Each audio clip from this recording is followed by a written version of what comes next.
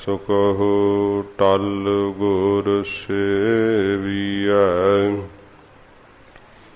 अहनिस सहज सुभाए दर्शन परसै गुरु कै। जन्म मरण दुख जाय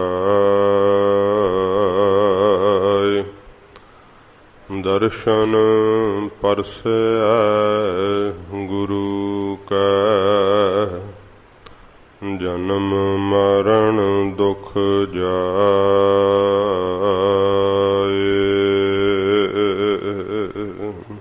सतनाम श्री वाहेगुरु साहिब जीओ। गौड़े ग्वारे रे मोहला तीजा। मन मारे तात मर जाए बिन मुए कैसे हर पाए। मन मरै दारू जाने कोय मन शब्द मरै बूझै जन सोए। मन मारे तात मर जाए बिन मुए कैसे हर पाए। मन मरै दारू जाने कोय मन शब्द मरै बूझै जन सोए। जिसनो बख्शे देह वड्याए गुर प्रसाद हर वसै मन आए। रहाओ गुरमुख करणी कार कमावै तां इस मन के सोझे पावै। मन मैं मत मैं गल मिकदारा गुर अंक सुमार जिवालन हारा। मन असाध साध जान कोय अचर चरै तां निर्मल होए। गुरमुख एहो मन लया सवार हाँ मैं विचहों तजे विकार। जो तोर रखे अन मेल मिलाए कदे ना विछुड़ है शब्द समाए। अपनी कला आपे हे जाने नानक गुरमुख नाम पछाणै। जो तोर रखे अन मेल मिलाए कदे ना विछुड़ है शब्द समाए। अपनी कला आपे हे जाने नानक गुरमुख नाम पछाणै।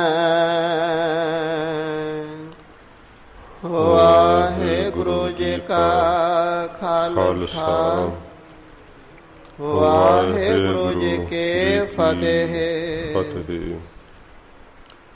सच्चे पातशाह चबर छतर तख्त दे मालिक 10 पातशाहियां दे आत्मक स्वरूप किरपा दे सागर धन साहिब श्री गुरु ग्रंथ साहिब जी महाराज हजूर दी परम कृपालता सदका पंथ दे महान पवित्र स्थान ਤਖਤ ਸੱਚਖੰਡ ਸ੍ਰੀ ਹਜ਼ੂਰ ਸ੍ਰੀ ਅਬਚਲ ਨਗਰ ਸਾਹਿਬ ਵਿਖੇ ਦਰਸ਼ਨ ਦੀਦਾਰ ਕਰਦੇ ਹੋਏ ਆਪ ਸਤ ਸੰਗਤ ਦੀਆਂ ਘੜੀਆਂ ਦਾ ਸੁਖ ਮਾਣ ਰਹੇ ਹੋ। ਚੌਜੀ ਪਾਤਸ਼ਾਹ ਧੰਨ ਗੁਰੂ ਗੋਬਿੰਦ ਸਿੰਘ ਸੱਚੇ ਪਾਤਸ਼ਾਹ ਜੀ ਮਹਾਰਾਜ ਹਜ਼ੂਰ ਦਾ ਇਹ ਪਵਿੱਤਰ ਸਥਾਨ ਅੰਮ੍ਰਿਤ ਵੇਲੇ ਤੋਂ ਸਤਿਗੁਰਾਂ ਜੀ ਦਾ ਸਜਿਆ ਹੋਇਆ ਦਰਬਾਰ, ਵਡਭਾਗੀ ਰੂਹਾਂ ਸਤਿਗੁਰੂ ਜੀ ਦੀ ਪਵਿੱਤਰ ਬਾਣੀ ਦੇ ਚੱਲਦੇ ਹੋਏ ਪ੍ਰਵਾਹਾਂ ਦਾ ਆਨੰਦ ਮਾਣ ਰਹੀਆਂ ਹਨ। ਸਤਿਗੁਰੂ ਜੀ ਦੇ ਪਵਿੱਤਰ ਲੜੀਵਾਰ ਸ਼ਬਦ ਉਪਦੇਸ਼ ਦੀ ਕਥਾ ਦਾ ਸਮਾਂ ਹੈ। ਪਿਆਰ ਸ਼ਰਧਾ ਨਾਲ ਸਤਿਗੁਰੂ ਜੀ ਦਾ ਅੰਮ੍ਰਿਤ ਉਪਦੇਸ਼ ਮਨ ਇਕਾਗਰ ਕਰਕੇ ਸਰਵਣ ਕਰੀਏ। ਹਜ਼ੂਰ ਦੇ ਪਵਿੱਤਰ ਚਰਨਾਂ ਦਾ ਧਿਆਨ ਕਰਦੇ ਹੋਏ ਆਖੋ ਜੀ ਸਤਿਨਾਮ ਸ਼੍ਰੀ ਵਾਹਿਗੁਰੂ ਸਾਹਿਬ ਜੀ। ਸਤਿਨਾਮ ਸ਼੍ਰੀ ਵਾਹਿਗੁਰੂ ਸਾਹਿਬ ਜੀ। ਸਤਿਨਾਮ ਸ਼੍ਰੀ ਵਾਹਿਗੁਰੂ ਜੀ। ਗੌੜੇ ਗੁਆਰੇ ਰੇ ਮਹਲਾ ਤੀਜਾ। ਧੰਨ ਗੁਰੂ ਅਮਰਦਾਸ ਸਾਹਿਬ ਜੀ ਮਹਾਰਾਜ ਗੌੜੀ ਰਾਗ ਦੇ ਅੰਦਰ ਗੁਆਰੇਰੀ ਜਾਤੀ ਵਿੱਚ ਸੱਚੇ ਪਾਤਸ਼ਾਹ ਜੀ ਆਪਣੇ ਸ਼੍ਰੀ ਕੰਠ ਤੋਂ ਮਹਾਰਾਜ ਪਵਿੱਤਰ ਸ਼ਬਦ ਉਚਾਰਨ ਕਰਦੇ ਹਨ। ਮਨ ਮਾਰੇ ਧਾਤ ਮਰ ਜਾਏ। ਇਹ ਸ਼ਬਦ ਸਤਿਗੁਰੂ ਜੀ ਦਾ ਧਨਾਸਰੀ ਰਾਗ ਵਿੱਚ ਵੀ ਆਉਂਦਾ ਹੈ ਤੇ ਸ਼ਬਦਾਂ ਦੇ ਫਰਕ ਮਹਾਰਾਜ ਸਾਹਿਬ ਜੀ ਨੇ ਰੱਖੇ ਹੈ। ਇੱਥੇ ਕੁਝ ਫਰਕ ਨਾਲ ਹੈ ਤੇ ਧਨਾਸਰੀ ਰਾਗ ਵਿੱਚ ਜਿਹੜਾ ਹੈ ਸ਼ਬਦਾਂ ਦਾ ਭੇਦ ਰੱਖ ਕੇ ਮਹਾਰਾਜ ਜੀ ਨੇ ਇਹ ਸ਼ਬਦ ਜਿਹੜਾ ਹੈ ਉਚਾਰਨ ਕੀਤਾ ਹੈ। ਗਰੀਬ ਨਿਵਾਸ ਸੱਚੇ ਪਾਤਸ਼ਾਹ ਜੀ ਦੇ ਕੋਲ ਗੋਇੰਦਵਾਲ ਸਾਹਿਬ ਦੇ ਵਿੱਚ ਇੱਕ ਯੋਗੀ ਚੱਲ ਕੇ ਆਇਆ ਹੈ।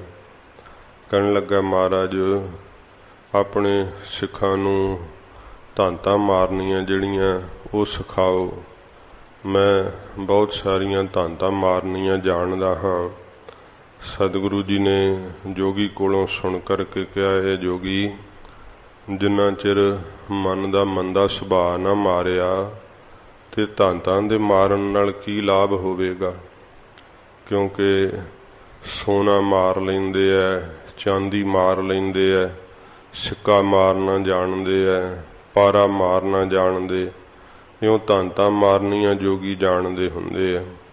ਕਹਿੰਦੇ ਮਹਾਰਾਜ ਆਪਣੇ ਸਿੱਖਾਂ ਨੂੰ ਇਹ ਵੀ ਸਿਖਾਓ, ਬੜੇ ਇਹ ਲਾਭਕਾਰੀ ਹਨ। ਤਾਂ ਸਤਿਗੁਰੂ ਜੀ ਨੇ ਫਿਰ ਸੁਣ ਕਰਕੇ ਜੋਗੀ ਨੂੰ ਇਹ ਮਹਾਰਾਜ ਸਿੱਖਿਆ ਦਿੱਤੀ, ਉਪਦੇਸ਼ ਬਖਸ਼ਿਸ਼ ਕੀਤਾ।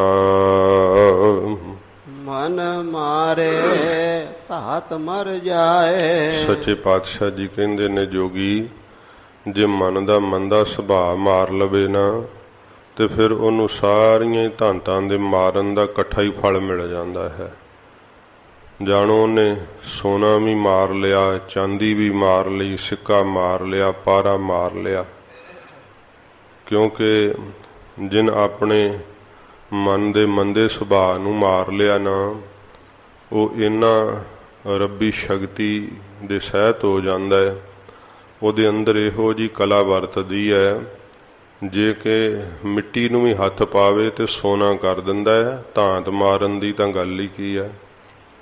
ਉਹ ਤਾਂ ਮਿੱਟੀ ਨੂੰ ਵੀ ਹੱਥ ਪਾ ਕੇ ਸੋਨੇ ਦੇ ਸੁਦਰਸ਼ ਕਰ ਦਿੰਦਾ। ਰੱਬ ਦੇ ਪਿਆਰੇ ਵਿੱਚ ਇਹ ਕਲਾ ਵਰਤਦੀ ਹੈ।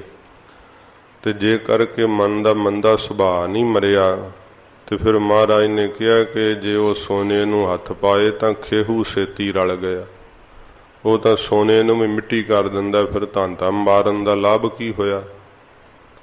ਸਤਿਗੁਰੂ ਜੀ ਕਹਿੰਦੇ ਨੇ ਇਕੱਠੀਆਂ ਹੀ ਧਾਂਤਾਂ ਦੇ, ਸਾਰੀਆਂ ਹੀ ਧਾਂਤਾਂ ਦੇ ਮਾਰਨ ਦਾ ਫਲ ਜੋਗੀ ਇਹ ਹੈ ਕਿ ਮਨ ਦਾ ਜਿਹੜਾ ਮੰਦਾ ਸੁਭਾਅ ਹੈ ਨਾ, ਉਹਨੂੰ ਮਾਰ ਨਾ ਕਰੇ। ਤੇ ਜੇ ਮਨ ਦਾ ਮੰਦਾ ਸੁਭਾਅ ਹੀ ਨਹੀਂ ਮਾਰਿਆ ਤੇ ਭਾਵੇਂ ਜਿੰਨੀਆਂ ਮਰਜ਼ੀ ਧਾਂਤਾਂ ਮਾਰ ਕੇ ਚੱਕੀ ਫਿਰਦਾ ਹੈ। ਕਈ ਸੋਨਾ ਭਸਮ ਖਾਂਦੇ ਐ ਜਵਾਨੀ ਨੂੰ ਕਾਇਮ ਰੱਖਣ ਵਾਸਤੇ, ਕੋਈ ਲੋਹ ਭਸਮ ਖਾਂਦੇ ਐ। ਇਸ ਤਰ੍ਹਾਂ ਇਹ ਮਾਰੀਆਂ ਹੋਈਆਂ ਧਾਂਤਾਂ ਲਾਭਕਾਰੀ ਹੁੰਦੀਆਂ, ਪਰ ਜਿਹੜਾ ਮਾਰਿਆ ਹੋਇਆ ਮਨ ਹੈ ਨਾ, ਮੰਦੇ ਸੁਭਾਅ ਨੂੰ ਜਿਹਨੇ ਖਤਮ ਕਰ ਲਿਆ, ਅੰਦਰੋਂ ਮਾਰ ਲਿਆ ਹੈ, ਇਹ ਕਿੰਨਾ ਕੁ ਲਾਭਕਾਰੀ ਹੈ, ਕਿੰਨਾ ਕੁ ਗੁਣਕਾਰੀ ਹੈ।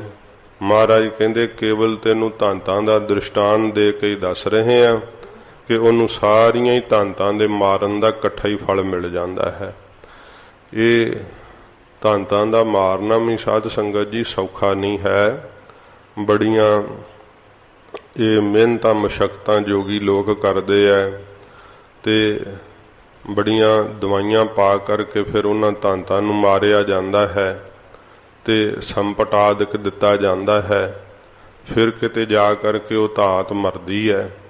ਸੱਚੇ ਪਾਤਸ਼ਾਹ ਜੀ ਮਹਾਰਾਜ ਕਹਿੰਦੇ ਇੰਨਾ ਜਫਰ ਜਾਲਣਾ, ਇੰਨਾ ਕਸ਼ਟ ਕਰਨਾ, ਫਿਰ ਵੀ ਪ੍ਰਲੋਕ ਵਿੱਚ ਤਾਂ ਕੋਈ ਲਾਭ ਨਹੀਂ ਨਾ ਫਿਰ ਇਹਨਾਂ ਧਾਂਤਾਂ ਦੇ ਮਾਰਨ ਦਾ। ਹਜ਼ੂਰ ਕਹਿੰਦੇ ਨੇ ਮਨ ਦੇ ਮੰਦੇ ਸੁਭਾਅ ਨੂੰ ਮਾਰ ਲਿਆ ਜੋਗੀ, ਇੱਥੇ ਵੀ ਸਾਰੇ ਹੀ ਫਲ ਮਿਲ ਜਾਣੇ ਐ, ਸਾਰੀਆਂ ਧਾਂਤਾਂ ਦੇ ਮਾਰਨ ਦਾ ਸੁੱਖ ਮਿਲ ਜਾਣਾ ਤੇ ਪ੍ਰਲੋਕ ਵਿੱਚ ਵੀ ਮਹਾਰਾਜ ਕਹਿੰਦੇ ਸੁਰਖਰੂ ਹੋਵੇਂਗਾ। ਇਸ ਕਰਕੇ ਕੀ ਤੂੰ ਐਵੇਂ ਧਾਂਤਾਂ ਦੇ ਮਾਰਨ ਪਿੱਛੇ ਲੱਗਾ ਹੋਇਆ। ਮਨ ਦਾ ਜਿਹੜਾ ਮੰਦਾ ਸੁਭਾਅ ਹੈ ਨਾ, ਮਹਾਰਾਜ ਕਹਿੰਦੇ ਇਹਨੂੰ ਜੋਗੀ ਮਾਰਨਾ ਚਾਹੀਦਾ। ਇਸੇ ਪ੍ਰਕਾਰ ਹੀ ਮਨ ਮਾਰੇ ਧਾਤ ਮਰ ਜਾਏ। ਸਾਧ ਸੰਗਤ ਜੀ ਜਿਹੜਾ ਧਾਤ ਧਾਤੂ ਦਾ ਖਾਰਜ ਹੋਣਾ ਨਾ, ਇਹਨੂੰ ਵੀ ਇੱਕ ਰੋਗ ਸਮਝਿਆ ਜਾਂਦਾ ਹੈ। ਜਿਵੇਂ ਸੁਪਨੇ ਦੇ ਅੰਦਰ ਵੀ ਧਾਤੂ ਦਾ ਖਾਰਜ ਹੋ ਜਾਣਾ, ਇਹ ਵੀ ਰੋਗ ਹੁੰਦਾ ਹੈ। ਕਈ ਵੈਦਾਂ ਦੇ ਧੱਕੇ ਚੜੇ ਹੋਏ ਇਹਨਾਂ ਚੀਜ਼ਾਂ ਦੀਆਂ ਦਵਾਈਆਂ ਖਾਂਦੇ ਰਹਿੰਦੇ ਆ। ਧਾਤੂ ਖਾਰਜ ਹੁੰਦਾ, ਉਹਨੂੰ ਧਾਤ ਦਾ ਪੈਣਾ ਵੀ ਵੈਦ ਕਹਿ ਦਿੰਦੇ ਆ। ਇਸ ਪ੍ਰਕਾਰ ਜਿਹੜਾ ਹੈ ਇਹ ਧਾਤੂ ਹਰ ਵੇਲੇ ਖਾਰਜ ਹੋਈ ਜਾਵੇ ਜਾਂ ਸੁਪਨੇ ਦੇ ਵਿੱਚ ਖਾਰਜ ਹੋ ਜਾਵੇ, ਇਹ ਏਡਾ ਵੱਡਾ ਰੋਗ ਹੈ। ਕਈ ਦਵਾਈਆਂ ਖਾ ਖਾ ਕੇ ਹਾਰ ਜਾਂਦੇ ਪਰ ਆਰਾਮ ਨਹੀਂ ਆਉਂਦਾ। ਉਹ ਕਿਉਂ ਨਹੀਂ ਆਉਂਦਾ? ਕਿਉਂਕਿ ਮਨ ਦਾ ਮੰਦਾ ਸੁਭਾਅ ਨਹੀਂ ਮਰਿਆ। ਮਨ ਦੇ ਮੰਦੇ ਸੁਭਾਅ ਕਰਕੇ ਹੀ ਇਹ ਰੋਗ ਜਿਹੜੇ ਆ ਸਾਧ ਸੰਗਤ ਜੀ ਚਿੰਬੜੇ ਰਹਿੰਦੇ ਆ। ਕਿੰਨਿਆਂ ਵੈਦਾਂ ਕੋਲੋਂ ਦਵਾਈਆਂ ਖਾ ਲਈਆਂ ਪਰ ਫਿਰ ਵੀ ਸੁਪਨੇ ਵਿੱਚ ਮੰਦਾ ਚਿੱਤ ਹੋਣੇ ਕਰਕੇ ਵਕਾਰ ਫੁਰਿਆ ਤੇ ਧਾਤੂ ਖਾਰਜ ਹੋ ਜਾਂਦੀ ਹੈ। ਫਿਰ ਜਿਹੜਾ ਹੈ ਉਹਨਾਂ ਨੂੰ ਖਾਣ ਪੀਣ ਦਾ ਵੀ ਬੜਾ ਭਾਵੇਂ ਸੰਜਮ ਰੱਖਦੇ ਐ, ਤੋ ਫਿਰ ਵੀ ਇਹ ਜਿਹੜਾ ਅਸਾਧ ਰੋਗ ਵੈ ਰਾਜੀ ਨਹੀਂ ਹੁੰਦਾ। ਪਰ ਕਦੋਂ ਰਾਜੀ ਹੋ ਜਾਂਦਾ ਹੈ? ਮਨ ਮਾਰੇ ਧਾਤ ਮਰ ਜਾਏ। ਜੇ ਮਨ ਦੇ ਮੰਦੇ ਸੁਭਾਅ ਨੂੰ ਮਾਰੇ ਨਾ ਗੁਰੂ ਸਾਹਿਬ ਦੇ ਸ਼ਬਦ ਦੀ ਕਮਾਈ ਕਰਕੇ, ਫਿਰ ਇਹ ਧਾਤੂ ਦੇ ਖਾਰਜ ਹੋਣ ਵਾਲਾ ਰੋਗ ਵੀ ਨਾਲ ਹੀ ਮਰ ਜਾਏਗਾ, ਖਤਮ ਹੋ ਜਾਏਗਾ। ਸੁਪਨਾ ਦੇ ਅੰਦਰ ਵੀ ਜਿਹੜਾ ਹੈ ਇਹ ਧਾਤੂ ਦਾ ਖਾਰਜ ਹੋਣਾ, ਉਹ ਵੀ ਨਾਲ ਹੀ ਖਤਮ ਹੋ ਜਾਏਗਾ ਰੋਗ। ਇਹ ਵੇਖ ਲਓ ਮਨ ਦੇ ਮੰਦੇ ਸੁਭਾਅ ਕਰਕੇ ਸਰੀਰ ਨੂੰ ਵੀ ਕਿੰਨੇ ਰੋਗ ਚਿੰਬੜੇ ਐ। ਸਰੀਰਕ ਰੋਗ ਵੀ ਸੱਚੇ ਪਾਤਸ਼ਾਹ ਜੀ ਮਹਾਰਾਜ ਕਹਿੰਦੇ ਨਾਲ ਹੀ ਸਮਾਪਤ ਹੋ ਜਾਂਦੇ ਐ ਜੇ ਮਨ ਦਾ ਮੰਦਾ ਸੁਭਾਅ ਮਾਰ ਲੈਣਾ ਕਰੇ। ਇਸੇ ਪ੍ਰਕਾਰ ਹੀ ਮਨ ਮਾਰੇ ਧਾਤ ਮਰ ਜਾਏ। ਧਾਤ ਦਾ ਅਰਥ ਹੁੰਦਾ ਧੌਣਾ, ਦੌੜਨਾ। ਇਹ ਸਾਧ ਸੰਗਤ ਜੀ ਜੀਵ ਨੂੰ ਦੜਾਉਣ ਵਾਲੀ ਕਿਹੜੀ ਹੈ? ਮਾਇਆ, ਜਿਹੜੀ ਟਿਕਣੀ ਨਹੀਂ ਦਿੰਦੀ, ਹਰ ਵੇਲੇ ਨੂੰ ਧੌਣੀ ਲਾਈ ਰੱਖਦੀ ਹੈ। ਸਤਿਗੁਰੂ ਜੀ ਕਹਿੰਦੇ ਜਦੋਂ ਮਨ ਦਾ ਮੰਦਾ ਸੁਭਾਅ ਮਰਦਾ ਨਾ, ਉਦੋਂ ਫਿਰ ਮਾਇਆ ਦੀ ਭਟਕਣਾ ਵੀ ਨਾਲ ਹੀ ਮਰ ਜਾਂਦੀ ਹੈ। ਜੀਵ ਦੀ ਭਟਕਣਾ ਖਤਮ ਹੋ ਜਾਂਦੀ ਹੈ। ਫਿਰ ਉਹ ਧੌਣ ਤੋਂ ਰਹਿ ਜਾਂਦਾ ਹੈ, ਦੌੜਨ ਭੱਜਣ ਤੋਂ ਰਹਿ ਜਾਂਦਾ ਹੈ, ਅਸਥਿਤ ਹੋ ਜਾਂਦਾ ਹੈ, ਟਿਕ ਜਾਂਦਾ ਹੈ। ਜਦੋਂ ਮਨ ਦਾ ਮੰਦਾ ਸੁਭਾਅ ਮਰ ਜਾਵੇ। ਇਹ ਮਨ ਦੇ ਮੰਦੇ ਸੁਭਾਅ ਕਰਕੇ ਹੀ ਜੀਵ ਰਾਤ ਵੀ ਨਹੀਂ ਚੈਨ ਪਾਉਂਦਾ, ਦਿਨ ਵੀ ਭਟਕਦਾ ਹੀ ਰਹਿੰਦਾ ਹੈ ਕਿ ਕਿਤੋਂ ਮਾਇਆ ਮਿਲ ਜਾਵੇ। ਇਹ ਮਾਇਆ ਹੀ ਇਸ ਨੂੰ ਦੜਾਉਂਦੀ ਹੈ, ਮਾਇਆ ਹੀ ਚਿੱਤ ਦੇ ਅੰਦਰ ਫੁਰਨੇ ਫੋਰਦੀ ਰਹਿੰਦੀ ਹੈ। ਕੋਈ ਵੀ ਇਹਨੂੰ ਟਿਕਾ ਨਹੀਂ ਇੱਕ ਛਿਨ ਮਾਤਰ ਵੀ ਲੈਣ ਦਿੰਦੀ। ਇਹ ਹਜੂਰ ਕਹਿੰਦੇ ਜਿਹੜੀ ਮਾਇਆ ਦੀ ਭਟਕਣਾ ਹੈ ਇਹ ਵੀ ਨਾਲ ਹੀ ਮਰ ਜਾਂਦੀ ਹੈ ਜਦੋਂ ਜੋਗੀ ਮੰਦਾ ਸੁਭਾਅ ਹੀ ਮਨ ਦਾ ਮਰ ਜਾਵੇ। ਇਸੇ ਪ੍ਰਕਾਰ ਹੀ ਮਨ ਮਾਰੇ ਤਾਤ ਮਰ ਜਾਏ। ਜਦੋਂ ਮਨ ਦਾ ਮੰਦਾ ਸੁਭਾਅ ਮਾਰੇ ਤੇ ਧਾਤ ਮਰ ਜਾਏ। ਧੌਣਾ ਹੁੰਦਾ ਦੌੜਨਾ, ਕਿੱਥੇ ਜੀਵ ਨੂੰ ਦੌੜਨਾ ਪੈਂਦਾ ਹੈ? ਜੂਨਾਂ ਵਿੱਚ ਦੌੜਨਾ ਪੈਂਦਾ। ਸਾਧ ਸੰਗਤ ਜੀ, ਕਦੇ ਕਿਸੇ ਜੂਨ ਵਿੱਚ ਦੌੜਦਾ, ਕਿਸੇ ਜੂਨ ਵਿੱਚ ਦੌੜਦਾ ਹੈ। ਇਹਦਾ ਜੂਨਾਂ ਵਿੱਚ ਦੌੜਨਾ ਵੀ ਜਿਹੜਾ ਨਾ ਉਹ ਮਰ ਜਾਂਦਾ ਹੈ, ਖਤਮ ਹੋ ਜਾਂਦਾ ਹੈ। ਕਿਉਂਕਿ ਮਨ ਨਹੀਂ ਜਿੰਨਾ ਚਿਰ ਮਰਿਆ ਉਹਨਾਂ ਚਿਰ ਹੀ ਜੂਨਾਂ ਭੋਗਣੀਆਂ ਪੈਂਦੀਆਂ। ਜਦੋਂ ਮਨ ਦਾ ਹੀ ਅਭਾਵ ਹੋ ਜਾਂਦਾ ਹੈ ਫਿਰ ਵਾਸ਼ਨਾ ਹੀ ਮਰ ਗਈ ਤੇ ਜੂਨ ਕਿਹਨੇ ਲੈਣੀ ਹੈ? ਵਾਸ਼ਨਾ ਦਾ ਖਤਮ ਹੋ ਜਾਣਾ ਹੀ ਫਿਰ ਇਹਨੂੰ ਮੋਕਸ਼ ਪ੍ਰਾਪਤ ਹੋ ਜਾਂਦੀ ਹੈ। ਫਿਰ ਇਹਦਾ ਜੂਨਾਂ ਵਿੱਚ ਦੌੜਨਾ ਜਿਹੜਾ ਹੈ ਉਹ ਨਾਲ ਹੀ ਮਹਾਰਾਜ ਕਹਿੰਦੇ ਮੁੱਕ ਜਾਂਦਾ, ਖਤਮ ਹੋ ਜਾਂਦਾ ਏ।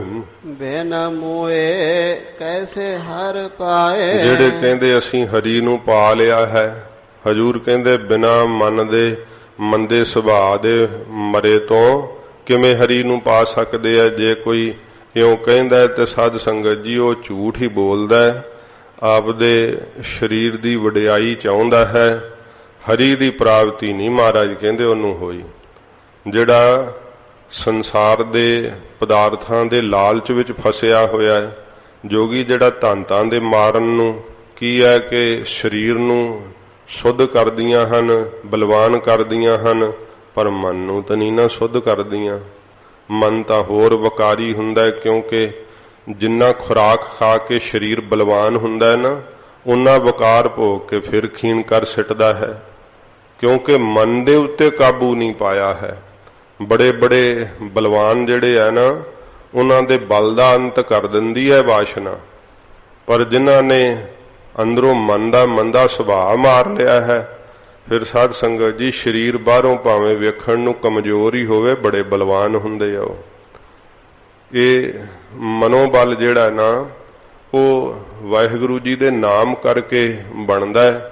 ਤੇ ਜੇ ਮਨੋਬਲ ਹੀ ਨਾ ਹੋਵੇ, ਸਰੀਰ ਕਿੰਨਾ ਤਗੜਾ ਹੋਵੇ, ਉਹ ਸਾਧ ਸੰਗਤ ਜੀ ਹਾਰ ਜਾਂਦੇ। ਜਦੋਂ ਅੰਦਰੋਂ ਹੌਸਲਾ ਹੀ ਪਸਤ ਹੋ ਗਿਆ ਹੋਵੇ ਤੇ ਉਹ ਲੜ ਵੀ ਨਹੀਂ ਸਕਦਾ ਹੈ। ਮਨ ਦੇ ਬੁਲੰਦ ਹੌਸਲੇ ਨਾਲ ਹੀ ਸੂਰਬੀਰ ਯੁੱਧ ਕਰਦੇ ਐ। ਦੇ ਮਨ ਦਾ ਹੌਸਲਾ ਹੀ ਟੁੱਟ ਗਿਆ ਹੋਵੇ ਤੇ ਕਿੱਡਾ ਸਰੀਰ ਬਲਵਾਨ ਹੋਵੇ ਉਹ ਨਹੀਂ ਲੜ ਪਾਉਂਦਾ ਹੈ।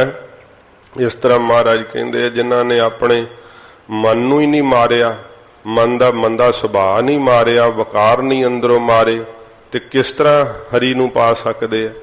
ਵਾਹਿਗੁਰੂ ਨੂੰ ਨਹੀਂ ਉਹ ਪਾ ਸਕਦੇ। ਹਜੂਰ ਫਰਮਾਉਂਦੇ ਹਨ ਬਿਨ ਮੂਏ ਕੈਸੇ ਹਰ ਪਾਏ। ਇਹ ਪ੍ਰਸ਼ਨ ਕਰਦੇ ਮਹਾਰਾਜ ਕਹਿੰਦੇ ਕੈਸੇ, ਕਿਸ ਤਰ੍ਹਾਂ ਹਰੀ ਨੂੰ ਪਾਉਣਗੇ? ਨਹੀਂ ਪਾ ਸਕਦੇ ਨਾ, ਕਿਉਂਕਿ ਮਨ ਦੀਆਂ ਵਾਸ਼ਨਾਵਾਂ ਨਹੀਂ ਮਰੀਆਂ ਤੇ ਹਰੀ ਨੂੰ ਕਿਸ ਤਰ੍ਹਾਂ ਪਾ ਸਕਦੇ ਆ? ਮਨ ਮਰੈ ਦਾਰੋ ਜਾਣਾ ਕੋਏ। ਸਿੱਖ ਪੁੱਛਣ ਲੱਗੇ ਮਹਾਰਾਜ ਇਹ ਮਨ ਕਿਵੇਂ ਮਰ ਸਕਦਾ ਹੈ? ਮਹਾਰਾਜ ਕਹਿੰਦੇ ਮਨ ਮਰ ਸਕਦਾ ਹੈ ਗੁਰਸਿੱਖੋ, ਪਰ ਇਸ ਦੀ ਜਿਹੜੀ दारू ਦਵਾਈ ਹੈ ਨਾ ਇਹ ਪੂਰੇ ਗੁਰੂ ਜੀ ਤੋਂ ਕੋਈ ਵਿਰਲਾ ਜਾਣਦਾ, ਕੋਈ ਲੈਂਦਾ। ਕਿਉਂਕਿ ਜਿਹਨੂੰ ਪਤਾ ਹੋਵੇ ਕਿ ਮੈਂ ਰੋਗੀ ਆ, ਮੈਨੂੰ ਰੋਗ ਚਿੰਬੜੇ ਆ, ਉਹੀ ਤਾਂ ਉਹਦੇ ਇਲਾਜ ਵਾਸਤੇ ਫਿਰ ਵੈਦ ਕੋਲ ਜਾਂਦਾ ਹੈ। ਮਨੁੱਖ ਨੂੰ ਇਹ ਹੀ ਨਹੀਂ ਪਤਾ ਲੱਗਦਾ ਕਿ ਮੇਰਾ ਮਨ ਰੋਗੀ ਹੈ। ਉਹ ਤਾਂ ਆਪਣੇ ਆਪ ਨੂੰ ਸਰੀਰ ਕਰਕੇ ਤੰਦਰੁਸਤ ਵੈ ਤੇ ਸਮਝਦੇ ਆ ਕਿ ਬੜੇ ਅਸੀਂ ਰਿਸ਼ਟ ਪੁਸ਼ਟਾਂ ਤੰਦਰੁਸਤ ਆ, ਪਰ ਮਨ ਨੂੰ ਤਾਂ ਅਸਾਧ ਹੀ ਰੋਗ ਲੱਗੇ ਹੋਏ ਆ। ਤੇ ਇਸ ਮਨ ਨੂੰ ਮਾਰਨ ਦੀ ਜਿਹੜੀ ਦਵਾਈ ਹੈ ਸਾਧ ਸੰਗਤ ਜੀ ਉਹ ਪੂਰੇ ਗੁਰੂ ਜੀ ਤੋਂ ਬਿਨਾ ਮਹਾਰਾਜ ਕਹਿੰਦੇ ਨਹੀਂ ਕੋਈ ਜਾਣਦਾ। ਕੋਈ ਜਿਹੜਾ ਹੈ ਉਹ ਪੂਰੇ ਗੁਰੂ ਜੀ ਤੋਂ ਜਾ ਕਰਕੇ ਦਵਾਈ ਜਿਹੜੀ ਹਰ ਪੁੱਛਦਾ ਹੈ। ਸਤਿਗੁਰੂ ਜੀ ਦੇ ਕੋਲੋਂ ਇਹ ਦਵਾਈ ਜਿਹੜੀ ਹੈ ਉਹ ਮੰਗਦਾ, ਮਹਾਰਾਜ ਮੈਨੂੰ ਵੀ ਦਵਾ ਦਿਓ ਕਿ ਮੈਂ ਆਪਦੇ ਮਨ ਨੂੰ ਵਸ ਕਰਾਂ। ਕੋਈ ਵਿਰਲਾ ਜਿਹੜਾ ਹੈ ਇਸ दारू ਨੂੰ, ਇਸ ਦਵਾਈ ਨੂੰ ਜਾਣਦਾ ਹੈ। ਸਾਧ ਸੰਗਤ ਜੀ ਜਿਵੇਂ ਪਾਰੇ ਦਾ ਮਾਰਨਾ ਕੀ, ਪਾਰੇ ਦਾ ਸੋਧਣਾ ਪਾਰੇ ਦਾ ਮਾਰਨਾ ਕਹਿੰਦੇ ਆ। ਜਿਹੜਾ ਪਾਰਾ ਸੋਧ ਲਿਆ ਜਾਵੇ ਉਹਨੂੰ ਕੀ ਕਹਿੰਦੇ ਆ? ਇੱਕ ਪਾਰਾ ਮਾਰ ਲਿਆ ਹੈ। ਇਸੇ ਤਰ੍ਹਾਂ ਜਿਹੜਾ ਮਨ ਸੋਧਿਆ ਗਿਆ ਨਾ, ਇਹ ਮਹਾਰਾਜ ਨੇ ਮਾਰਨਾ ਸ਼ਬਦ ਵਰਤਿਆ ਹੈ। ਜਿਹੜਾ ਮਨ ਮਾਰ ਲੈਣਾ ਉਹ ਕੀ ਹੈ? ਮਨ ਨੂੰ ਸੋਧ ਲੈਣਾ। ਇਸ ਤਰ੍ਹਾਂ ਹਜੂਰ ਫਰਮਾਉਂਦੇ ਆ, ਮਨ ਮਰੈ ਦਾਰੂ ਜਾਣੈ ਕੋਏ। ਮਨ ਮਰ ਸਕਦਾ, ਮਹਾਰਾਜ ਕਹਿੰਦੇ ਦਾ ਦਾਰੂ ਪੂਰੇ ਗੁਰੂ ਜੀ ਤੋਂ ਕੋਈ ਵਿਰਲਾ ਹੀ ਗੁਰਸਿੱਖੋ ਜਾਣ ਪਾਉਂਦਾ ਏ। ਮਨ ਸ਼ਬਦ ਮਰੈ ਬੁਝੈ ਜਨ ਸੋਏ। ਹਜੂਰ ਕਹਿੰਦੇ ਸ਼ਬਦ ਨਾਲ ਇਹ ਮਨ ਮਰਦਾ ਹੈ। ਉਹ ਜਨ ਮਹਾਰਾਜ ਕਹਿੰਦੇ ਸੋਏ ਉਹ ਬੁਝਦਾ ਜਿਹੜਾ ਸ਼ਬਦ ਵਿੱਚ ਜੁੜਦਾ। ਉਹਨੂੰ ਇਹ ਗੱਲ ਮਹਾਰਾਜ ਕਹਿੰਦੇ ਭਾਈ ਸਮਝ ਲੱਗਦੀ ਹੈ ਕਿ ਮਨ ਜਿਹੜਾ ਉਹ ਸ਼ਬਦ ਦੀ ਕਮਾਈ ਨਾਲ ਮਰੇਗਾ। ਗੁਰੂ ਜੀ ਦੇ ਸ਼ਬਦ ਉਪਦੇਸ਼ ਨਾਲ ਮਨ ਮਾਰਿਆ ਜਾ ਸਕਦਾ ਹੈ। ਉਹ ਜਨ ਮਹਾਰਾਜ ਕਹਿੰਦੇ ਬੁੱਝ ਲੈਂਦਾ ਹੈ, ਸਮਝ ਲੈਂਦਾ ਹੈ। ਇਸੇ ਪ੍ਰਕਾਰ ਹੀ ਮਨ ਸ਼ਬਦ ਮਰੈ ਬੁਝੈ ਜਨ ਸੋਏ। ਜਿਹੜਾ ਜਨ ਮਹਾਰਾਜ ਕਹਿੰਦੇ ਬੂਝਾ ਪੁੱਛਦਾ ਹੈ ਨਾ ਗੁਰੂ ਜੀ ਕੋਲੋਂ, ਉਹਨੂੰ ਫਿਰ ਗੁਰੂ ਸਾਹਿਬ ਜੀ ਦਾ ਸ਼ਬਦ ਉਪਦੇਸ਼ ਪ੍ਰਾਪਤ ਹੁੰਦਾ ਹੈ। ਤੇ ਫਿਰ ਉਪਦੇਸ਼ ਦੁਆਰਾ ਸਾਧ ਸੰਗਤ ਜੀ ਮਨ ਜਿਹੜਾ ਨਾ ਉਹ ਪਕੜਿਆ ਜਾਂਦਾ ਹੈ, ਮਨ ਨੂੰ ਮਾਰ ਲਈਦਾ ਹੈ। ਜਿਵੇਂ ਪਾਰੇ ਦਾ ਮਾਰਨਾ ਬੜਾ ਦੁਸਤਰ ਵੈ, ਬੜਾ ਔਖਾ ਵੈ। ਜਿਹੜਾ ਕੱਚਾ ਪਾਰਾ ਹੁੰਦਾ ਨਾ ਸਾਧ ਸੰਗਤ ਜੀ, ਉਹਦੀ ਕੋਈ ਬਹੁਤੀ ਕੀਮਤ ਨਹੀਂ ਹੁੰਦੀ, ਥੋੜੇ ਮੁੱਲ ਦਾ ਹੀ ਹੁੰਦਾ ਹੈ। ਤੇ ਜੇ ਉਹਨੂੰ ਥਾਲੀ ਵਿੱਚ ਰੱਖ ਲਓ ਜਾਂ ਹੱਥ ਦੀ ਹਥੇਲੀ ਤੇ ਰੱਖ ਲਓ, ਉਹ ਹਰ ਵੇਲੇ ਇੱਧਰ ਉੱਧਰ ਡੋਲਦਾ ਰਹਿੰਦਾ ਹੈ, ਇੱਕ ਥਾਂ ਸਥਿਰ ਨਹੀਂ ਹੁੰਦਾ। ਇਹ ਕੱਚੇ ਪਾਰੇ ਦੇ ਲੱਛਣ ਨੇ।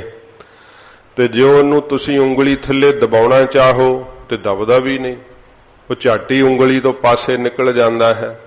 ਇਵੇਂ ਜਿਹੜਾ ਵਕਾਰੀ ਮਨ ਹੈ ਨਾ, ਇਹ ਸਾਧ ਸੰਗਤ ਜੀ ਹਰ ਵੇਲੇ ਡੋਲਦਾ ਰਹਿੰਦਾ ਹੈ, ਕਦੇ ਅਸਥਿਰ ਨਹੀਂ ਹੁੰਦਾ। ਸ਼ਬਦ ਵਿੱਚ ਨਹੀਂ ਟਿਕਦਾ ਹੈ, ਕਥਾ ਵਿੱਚ ਨਹੀਂ ਟਿਕਦਾ, ਕੀਰਤਨ ਵਿੱਚ ਨਹੀਂ ਟਿਕਦਾ, ਨਿਤਨੇਮ ਵਿੱਚ ਨਹੀਂ ਟਿਕਦਾ। ਇਹ ਕੱਚੇ ਮਨ ਦੀਆਂ ਨਿਸ਼ਾਨੀਆਂ ਨੇ। ਜਿਹੜਾ ਮਨ ਨਹੀਂ ਅਜੇ ਮਾਰਿਆ ਗਿਆ ਸ਼ਬਦ ਦੀ ਕਮਾਈ ਵਿੱਚ, ਜਿਹੜਾ ਨਾ ਮੰਦਾ ਸੁਭਾਅ ਜੇ ਨਹੀਂ ਮਰਿਆ ਹੈ ਸ਼ਬਦ ਨੂੰ ਕਮਾਉਂਦਿਆਂ ਹੋਇਆਂ, ਤਾਂ ਫਿਰ ਕੀ ਹੁੰਦਾ ਹੈ? ਮਨ ਡੋਲਦਾ ਰਹਿੰਦਾ ਹਰ ਵੇਲੇ, ਕੀ ਕਰਾਂਗੇ, ਕੀ ਹੋਊਗਾ। ਤੇ ਫਿਰ ਇਸ ਪ੍ਰਕਾਰ ਜਿਵੇਂ ਥੋੜੀ ਕੀਮਤ ਦਾ ਹੁੰਦਾ ਨਾ, ਇਹ ਕੱਚੇ ਪਾਰੇ ਦੀ ਤਰ੍ਹਾਂ ਕੱਚਾ ਮਨ ਜਿਹੜਾ ਵਕਾਰੀ ਮਨ ਹੈ ਨਾ, ਇਹਨੂੰ ਥੋੜੀ ਕੀਮਤੀ ਕਿਹੜੀ ਹੈ, ਥੋੜਾ ਮੁੱਲ ਜੰਮਣ ਮਰਨ ਦਾ ਹੀ ਪ੍ਰਾਪਤ ਹੁੰਦਾ ਰਹਿੰਦਾ। ਕਦੇ ਕਦੇ ਕੋਈ ਚੰਗਾ ਜਨਮ ਮਿਲ ਜਾਂਦਾ ਹੈ, ਕਦੇ ਕਦੇ ਫਿਰ ਟੇਢੀਆਂ ਜੂਨਾਂ ਵਿੱਚ ਪਾਪਾਂ ਦੇ ਕਰਕੇ ਜਾਂਦਾ ਹੈ। ਇਹ ਥੋੜਾ ਹੀ ਮੁੱਲ ਹੈ। ਉਹ ਥੋੜਾ ਮੁੱਲ ਵੀ ਜਿਹੜੇ ਜਦੋਂ ਸੰਸਕਾਰਨ ਜਾਂਦੇ ਆ ਤੇ ਉਹ ਮਟਕੀ ਦੇ ਵਿੱਚ ਦਾਣੇ ਤੇ ਥੋੜਾ ਜਲ ਪਾ ਕਰਕੇ ਫਿਰ ਮਟਕੀ ਉੱਥੇ ਤੋੜ ਦਿੰਦੇ, ਇੰਨਾ ਕੀ ਮੁੱਲ ਪਾਉਂਦੇ ਆ। ਫਿਰ ਕਹਿੰਦੇ ਆ ਜਤਰ ਆਇਆ ਤਤਰ ਗਛਤੀ, ਜਿੱਧਰੋਂ ਆਇਆ ਹੁਣ ਉਧਰ ਚਲੇ ਜਾ, ਤੇਰਾ ਸਾਡਾ ਕੋਈ ਸੰਬੰਧ ਨਹੀਂ ਹੈ। ਇਹ ਜਿਨੇ ਆਪਣਾ ਮਨ ਨਹੀਂ ਗੁਰੂ ਜੀ ਦੇ ਸ਼ਬਦ ਵਿੱਚ ਮਾਰਿਆ, ਕੱਚੇ ਪਾਰੇ ਦੀ ਤਰ੍ਹਾਂ ਉਹਦੀ ਹਾਲਤ ਹੈ। ਤੇ ਫਿਰ ਸਾਧ ਸੰਗਤ ਜੀ ਜਿਹੜੀ ਉਂਗਲ ਥੱਲੇ ਨਹੀਂ ਦਬਾਇਆ ਜਾਂਦਾ ਪਾਰਾ, ਇਹ ਮਰਿਆਦਾ ਰੂਪੀ ਉਂਗਲੀ ਥੱਲੇ ਨਹੀਂ ਆਉਂਦਾ। ਗੁਰੂ ਸਾਹਿਬ ਦੀ ਜਿਹੜੀ ਮਰਿਆਦਾ ਉਹ ਨਹੀਂ ਇਹ ਧਾਰਨ ਕਰਦਾ, ਝਾਟੀ ਖਿਸਕ ਜਾਂਦਾ, ਪਾਸੇ ਹਟ ਜਾਂਦਾ ਹੈ। ਵਿਚਾਰ ਰੂਪੀ ਉਂਗਲੀ ਦੇ ਥੱਲੇ ਨਹੀਂ ਆਉਂਦਾ ਹੈ, ਵਿਚਾਰ ਧਾਰਨ ਹੀ ਨਹੀਂ ਕਰਦਾ ਹੈ। ਫਿਰ ਇਹ ਜੜ ਜਿਹਾ ਹੋ ਜਾਂਦਾ ਹੈ। ਜਦੋਂ ਉਪਦੇਸ਼ ਕੋਈ ਸੁਣ ਲਵੇ ਨਾ ਜਿਹੜਾ ਇਹਦੇ ਕੋਲ ਮੰਨਿਆ ਨਹੀਂ ਜਾਣਾ, ਤੇ ਮੰਨਦਾ ਤਾਂ ਹੈ ਨਹੀਂ, ਕਮਾਉਣਾ ਤਾਂ ਕਿੱਥੋਂ ਹੈ, ਫਿਰ ਐਵੇਂ ਪੱਥਰ ਜਿਹਾ ਵਰਗਾ ਹੋ ਜਾਂਦਾ ਹੈ। ਇਹ ਮਨ ਦੀ ਹਾਲਤ ਬਣ ਜਾਂਦੀ ਹੈ। ਜੀਵ ਨੂੰ ਫਿਰ ਇੰਨਾ ਉਦਾਸ ਕਰ ਛੱਡਦਾ ਹੈ ਤੇ ਜੀਵ ਸੋਚਦਾ ਅੱਛਾ ਚਲੋ ਛੱਡੋ, ਕੀ ਕਰਨਾ ਸੰਗਤ 'ਚ ਜਾ ਕੇ। ਤੇ ਐਵੇਂ ਉੱਥੇ ਔਖੀਆਂ ਜੀਆਂ ਗੱਲਾਂ ਦੱਸਦੇ ਆ ਤੇ ਆਹ ਮੌਜਾਂ ਮਾਣੀਏ, ਕਿੰਨੇ ਸਵਾਦ ਹੈ ਖਾਣ ਪੀਣ ਦੇ, ਭੋਗਣ ਦੇ। ਫਿਰ ਮਨ ਉਧਰ ਲਾ ਕੇ ਤੇ ਜੀਵ ਸੋਚਦਾ ਕਿ ਸ਼ਾਇਦ ਇਹ ਇਦਾਂ ਕੁਝ ਹੀ ਰਹਿਣਾ ਹੈ। ਇਹ ਸਾਧ ਸੰਗਤ ਜੀ ਗਾਫਲਤਾਈ ਵਿੱਚ ਉਹਨੂੰ ਲੈ ਫਿਰ ਚਲਿਆ ਜਾਂਦਾ ਹੈ। ਸ਼ਬਦ ਨਾਲ ਕੀ ਹੈ, ਗਾਫਲਤਾਈ ਹਟਦੀ ਹੈ, ਥੋੜੀ ਸੋਝੀ ਆਉਣ ਲੱਗਦੀ ਹੈ। ਤੇ ਮਨ ਐਵੇਂ ਫਿਰ ਜਦੋਂ ਸੋਝੀ ਥੋੜੀ ਆਉਂਦੀ ਹੈ, ਸਵਾਦ ਛੱਡ ਨਹੀਂ ਪਾਉਂਦਾ, ਐਵੇਂ ਪੱਥਰ ਜੇ ਵਰਗਾ ਫਿਰ ਹੋ ਜਾਂਦਾ, ਜੜ ਜਿਹਾ ਬਣਿਆ ਰਹਿੰਦਾ। ਸੁਣਦਿਆਂ ਹੋਇਆਂ ਵੀ ਅਣਸੁਣੀ ਕਰ ਛੱਡਦਾ ਤੇ ਕਮਾਈ ਕਰ ਨਹੀਂ ਪਾਉਂਦਾ। ਜਦੋਂ ਵਿਕਾਰਾਂ ਵਾਲੇ ਥਾਂ ਤੇ ਜਾਂਦਾ ਫਿਰ ਉਹੋ ਜਿਹਾ ਹੀ ਪ੍ਰਬਲ ਹੋ ਜਾਂਦਾ ਹੈ। ਇਸ ਤਰ੍ਹਾਂ ਦੀ ਇਹਦੀ ਕੱਚੇ ਮਨ ਦੀ ਹਾਲਤ ਹੈ। ਕੱਚਾ ਪਾਰਾ ਜੇ ਕੋਈ ਖਾ ਲੇ ਤੇ ਉਹਦੀ ਮੌਤ ਹੋ ਸਕਦੀ ਹੈ, ਜੇ ਬਚ ਜੇ ਤੇ ਤਾਂ ਵੀ ਜਿਉਣ ਤੋਂ ਬੱਤਰ ਹੀ ਭੈੜੀ ਹਾਲਤ। ਉਹਦੀਆਂ ਹੱਡੀਆਂ ਜਿਹੜੀਆਂ ਉਹ ਸਾਰੀਆਂ ਕਮਜ਼ੋਰ ਹੋ ਜਾਂਦੀਆਂ, ਅਸਾਧ ਰੋਗ ਹੀ ਚਿੰਬੜੇ ਰਹਿੰਦੇ ਆ। ਇਵੇਂ ਕੱਚੇ ਮਨ ਵਾਲੇ ਦੀ ਕੋਈ ਕੁਸੰਗਤ ਕਰ ਲੇ ਨਾ ਸਾਧ ਸੰਗਤ ਜੀ, ਤੇ ਉਹ ਫਿਰ ਕੀ ਹੈ ਕਿ ਉਹਨੂੰ ਵੀ ਅਵਿਦਿਆ ਦੀਆਂ ਪੀੜਾਂ ਲਾ ਦਿੰਦਾ। ਅੱਬਲ ਤਾਂ ਆਤਮਕ ਮੌਤ ਹੀ ਮਾਰ ਦਿੰਦਾ। ਉਹਦੀ ਵੀ ਜਿਹੜੀ ਹੈ ਨਾ ਅੰਦਰੋਂ ਆਤਮ, ਉਹ ਆਤਮਾ ਜਾਗਦੀ ਨਹੀਂ ਹੈ ਇਹੋ ਜਿਹੇ ਦੀ ਕੁਸੰਗਤ ਕਰਨ ਵਾਲੇ ਦੀ। ਤੋ ਧਿਆਨ ਆਪਣਾ ਭਾਈ ਇਕਾਗਰ ਰੱਖੋ। ਜਦੋਂ ਇਹੋ ਜਿਹੇ ਦੀ ਕੋਈ ਸੰਗਤ ਕਰ ਲਵੇ ਜਿਹਦਾ ਮਨ ਕੱਚੇ ਪਾਰੇ ਵਰਗਾ ਹੈ, ਤੇ ਉਹਨੂੰ ਫਿਰ ਨਾਲ ਹੀ ਆਪਣੇ ਸੰਗੀ ਨੂੰ ਵੀ ਆਤਮਕ ਮੌਤ ਮਾਰਦਾ ਉਹ, ਕਿਉਂਕਿ ਉਹਦੀ ਸੰਗਤ ਕਰਨ ਰੂਪੀ ਕੱਚਾ ਪਾਰਾ ਖਾਣ ਦੀ ਨਿਆਈ ਹੈ। ਤੇ ਫਿਰ ਜੇ ਬਚ ਜੇ ਤਾਂ ਵੀ ਅਵਿਦਿਆ ਦੀਆਂ ਪੀੜਾਂ ਲੱਗੀਆਂ ਰਹਿੰਦੀਆਂ ਹਨ, ਜੀਵਣਾ ਵੀ ਬੱਤਰ ਹੋ ਜਾਂਦਾ ਹੈ। ਇਸ ਤਰ੍ਹਾਂ ਇਹ ਕੱਚੇ ਪਾਰੇ ਦੇ ਔਗਣ ਦੱਸੇ ਹੈ। ਤੇ ਕੱਚਾ ਮਨ ਜਿਹੜਾ ਹੈ, ਵਕਾਰੀ ਮਨ, ਉਹਦੀ ਸਾਧ ਸੰਗਤ ਜੀ ਇਹ ਹਾਲਤ ਹੁੰਦੀ ਹੈ।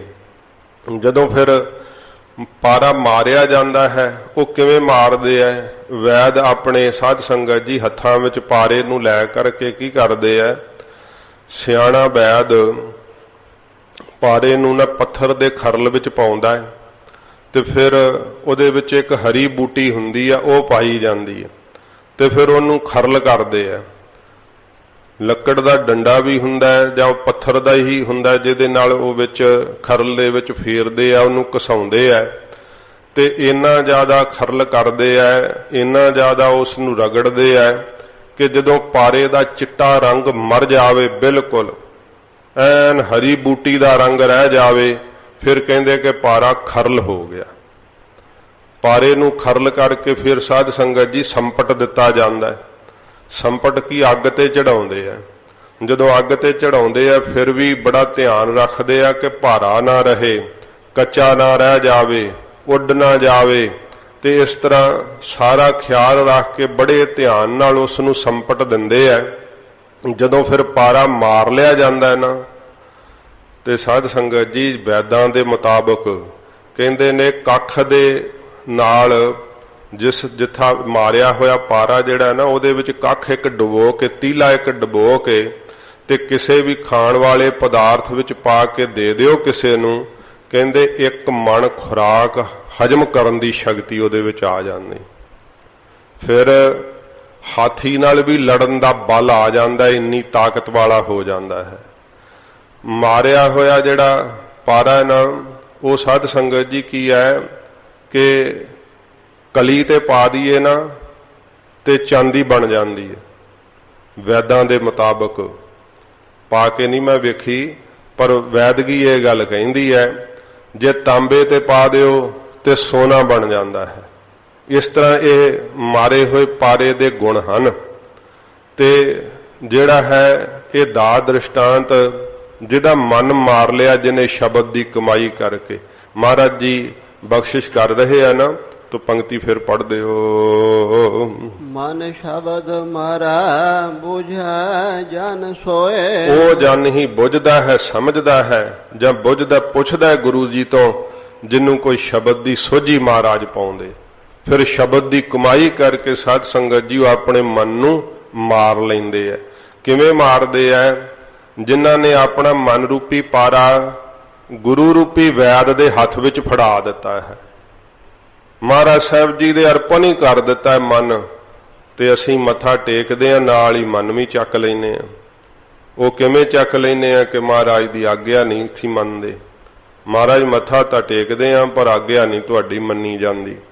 ਸਾਧ ਸੰਗਤ ਜੀ ਜਿਨਨੇ ਆਗਿਆ ਸੱਤ ਕਰਕੇ ਮੰਨੀ ਹੈ, ਉਹਨ ਮਨ ਮਹਾਰਾਜ ਦੇ ਅੱਗੇ ਭੇਟ ਕਰ ਦਿੱਤਾ ਹੈ।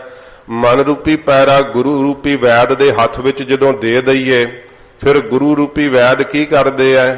ਸੱਚੇ ਪਾਤਸ਼ਾਹ ਜੀ ਮਹਾਰਾਜ ਫਿਰ ਇਸ ਕੱਚੇ ਪਾਰੇ ਦੀ ਨਿਆਈ ਮਨ ਨੂੰ ਨਾ ਮਹਾਰਾਜ ਨਿਸ਼ਚੇ ਰੂਪੀ ਖਰਲ ਚ ਪਾਉਂਦੇ ਆ।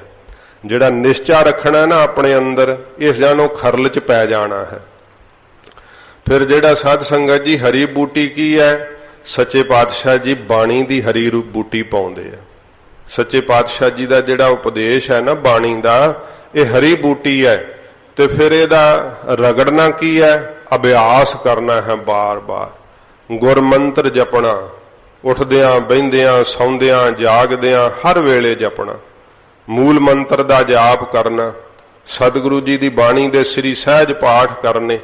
ਇਹ ਫਿਰ ਸਾਧ ਸੰਗਤ ਜੀ ਇਹ ਰਗੜਨਾ ਹੈ, ਬਾਰ-ਬਾਰ ਅਭਿਆਸ ਕਰਨਾ ਹੈ, ਇਹ ਰਗੜਨਾ ਹੈ ਆਪਣੇ ਮਨ ਨੂੰ ਬਾਣੀ ਦੀ ਬੂਟੀ ਪਾ ਕਰਕੇ। ਤੇ ਜਦੋਂ ਫਿਰ ਜਿੱਦਾਂ ਕਹਿੰਦੇ ਆ ਕਿ ਪਾਰੇ ਦਾ ਚਿੱਟਾ ਰੰਗ ਜਦੋਂ ਮਰ ਜਾਂਦਾ ਹੈ ਤੇ ਕੇਵਲ ਹਰੀ ਬੂਟੀ ਦਾ ਹੀ ਰੰਗ ਰਹਿ ਜਾਂਦਾ ਹੈ, ਉੱਥੇ ਫਿਰ ਮਨ ਦੀਆਂ ਵਾਸ਼ਨਾਵਾਂ ਜਦੋਂ ਖਤਮ ਹੋ ਜਾਂਦੀਆਂ ਤੇ ਕੇਵਲ ਮੈਂ ਗੁਰਬਾਣੀ ਆਧਾਰ ਹੈ, ਗੁਰਬਾਣੀ ਲਾਗ ਰਹਾਉ, ਇਹ ਹੀ ਅੰਦਰ ਬਾਣੀ ਹੀ ਰਹਿ ਜਾਂਦੀ ਹੈ, ਮਨ ਦੀ ਮੈਂ ਮਰ ਜਾਂਦੀ ਹੈ। ਉਦੋਂ ਫਿਰ ਕਹਿੰਦੇ ਕਿ ਮਨ ਹੁਣ ਖਰਲ ਹੋ ਗਿਆ। ਇਹਦੇ ਅੰਦਰ ਜਦੋਂ ਬਾਣੀ ਵਸ ਜਾਂਦੀ ਆ ਕਰਕੇ, ਉਦੋਂ ਜਾਣੋ ਮਨ ਖਰਲ ਹੋ ਗਿਆ। ਫਿਰ ਸਾਧ ਸੰਗਤ ਜੀ ਜਿਹੜਾ ਹੈ ਨਾ ਵਾਹਿਗੁਰੂ ਦੇ ਵਿੱਚ ਅਭੇਦ ਹੋਣਾ, ਉਹ ਫਿਰ ਸੰਪਟ ਦੇਣਾ ਹੈ। ਸੰਪਟ ਕਿਵੇਂ ਦਿੰਦੇ ਆ? ਗਿਆਨ ਰੂਪੀ ਅਗਨੀ ਨੂੰ ਪ੍ਰਚੰਡ ਕਰਨਾ ਹੈ। ਜਿਵੇਂ ਅੱਗ ਵਿੱਚ ਸਭ ਕੁਝ ਸੜ ਕੇ ਸਵਾਹ ਹੋਈ ਜਾਂਦਾ ਹੈ ਨਾ, ਇਵੇਂ ਜਦੋਂ ਗਿਆਨ ਦੀ ਅਗਨੀ ਬਲਦੀ ਹੈ ਨਾ, ਜਿੰਨੇ ਫੁਰਨੇ, ਜਿੰਨੇ ਪਦਾਰਥ, ਜਿੰਨੇ ਰਸ, ਜਿੰਨੀਆਂ ਘਟਨਾਵਾਂ ਜ਼ਿੰਦਗੀ ਦੇ ਸਾਹਮਣੇ ਵਾਪਰਦੀਆਂ, ਉਹ ਸਭ ਗਿਆਨ ਰੂਪੀ ਪ੍ਰਚੰਡ ਅਗਨੀ ਦੇ ਵਿੱਚ ਸੜ ਸੜ ਕੇ ਸਭ ਕੁਝ ਹੀ ਸਵਾਹ ਹੋਈ ਜਾਂਦਾ, ਕਿਉਂਕਿ ਉਹਨਾਂ ਸਭ ਕੁਝ ਮਿਥਿਆ ਨਿਸ਼ਚੈ ਕਰ ਲਿਆ, ਗਿਆਨ ਅਰੂੜ ਹੋ ਗਏ। ਤੇ ਫਿਰ ਇਹ ਸਾਧ ਸੰਗਤ ਜੀ ਜਦੋਂ ਉੱਡ ਨਾ ਜਾਵੇ, ਜਦੋਂ ਸੰਗਤ ਵਿੱਚ ਕੀਰਤਨ ਸੁਣਦਿਆਂ ਕਥਾ ਸੁਣਦਿਆਂ ਕਿਤੇ ਫੁਰਨੇ 'ਚ ਮਨ ਕਿੱਧਰ ਚਲੇ ਗਿਆ, ਉੱਡਣ ਨਹੀਂ ਦਿੰਦੇ। ਨਿਤਨੇਮ ਕਰਦਿਆਂ ਗੁਟਕਾ ਸਾਹਿਬ ਹੱਥ ਵਿੱਚ ਹੈ, ਮਨ ਕਿਤੇ ਰਿਸ਼ਤੇਦਾਰੀਆਂ 'ਚ ਚਲੇ ਗਿਆ, ਕਿਸੇ ਦੇ ਪ੍ਰਸ਼ਨਾਂ ਦੇ ਉੱਤਰ ਦੇ ਰਿਹਾ, ਵੈਰ ਕਰਕੇ ਚੇਤੇ ਕਰ ਰਿਹਾ ਕਿ ਮੈਂ ਇਉਂ ਬਦਲਾ ਲਊਂਗਾ। ਫਿਰ ਜਪਜੀ ਸਾਹਿਬ ਥੋੜੋ ਪੜ ਰਿਹਾ, ਮਨ ਤਾਂ ਉੱਡ ਗਿਆ। ਜਿੱਧਰੋਂ ਕਿਧਰੇ ਫੁਰਨੇ ਦੇ ਅੰਦਰ ਉੱਡ ਜਾਵੇ, ਇਹ ਫਿਰ ਸਾਧ ਸੰਗਤ ਜੀ ਕੀ ਹੈ, ਮਨ ਉੱਥੇ ਹਾਜ਼ਰ ਨਹੀਂ ਰਹਿੰਦਾ ਹੈ।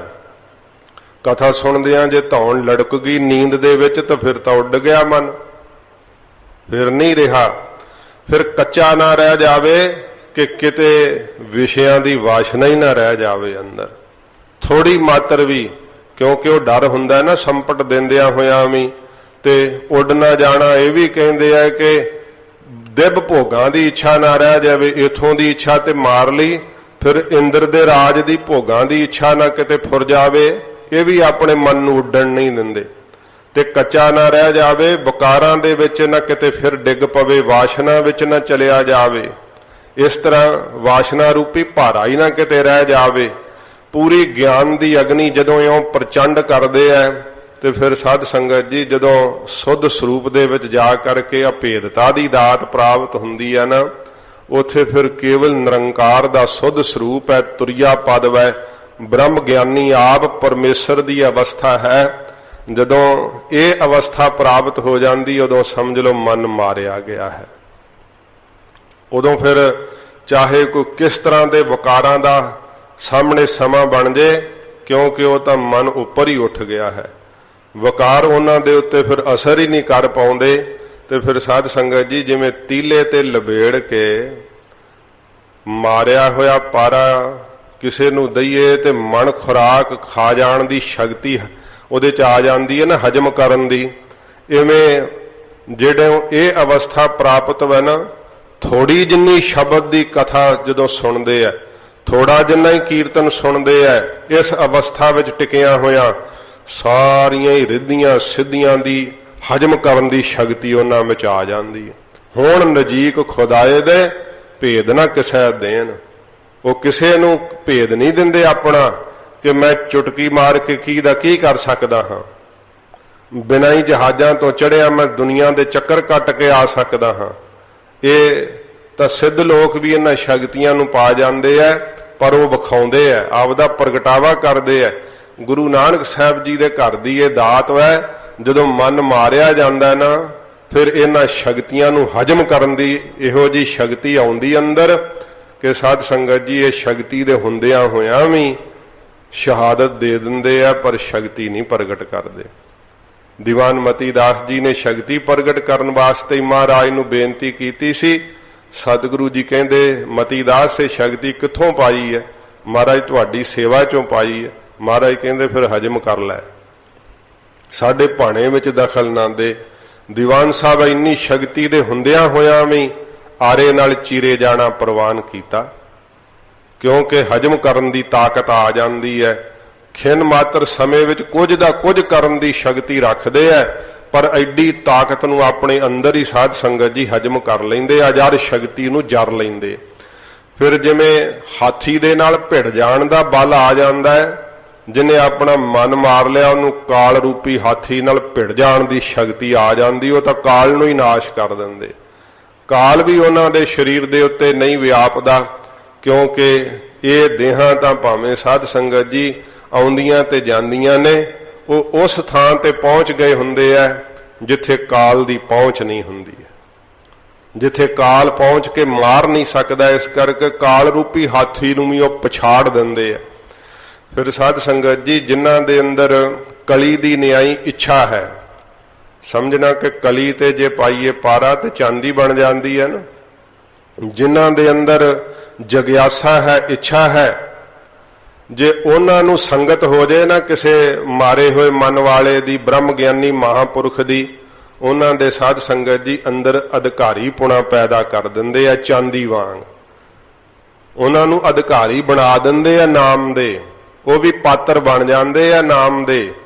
ਤੇ ਜੇ ਕੋਈ ਅਧਿਕਾਰੀ ਪਾਤਰ ਉਹਨਾਂ ਦੀ ਸੰਗਤ ਕਰ ਲੇ ਤਾਂਬੇ ਦੀ ਨਿਆਈ, ਤੇ ਫਿਰ ਸਾਧ ਸੰਗਤ ਜੀ ਉਹਨੂੰ ਸੋਨੇ ਦੀ ਨਿਆਈ ਸੁੱਧ ਕਰ ਦਿੰਦੇ ਆ, ਸਰੂਪ ਦੀ ਸਾਖਿਆਤਤਾ ਦੇ ਦਿੰਦੇ ਆ।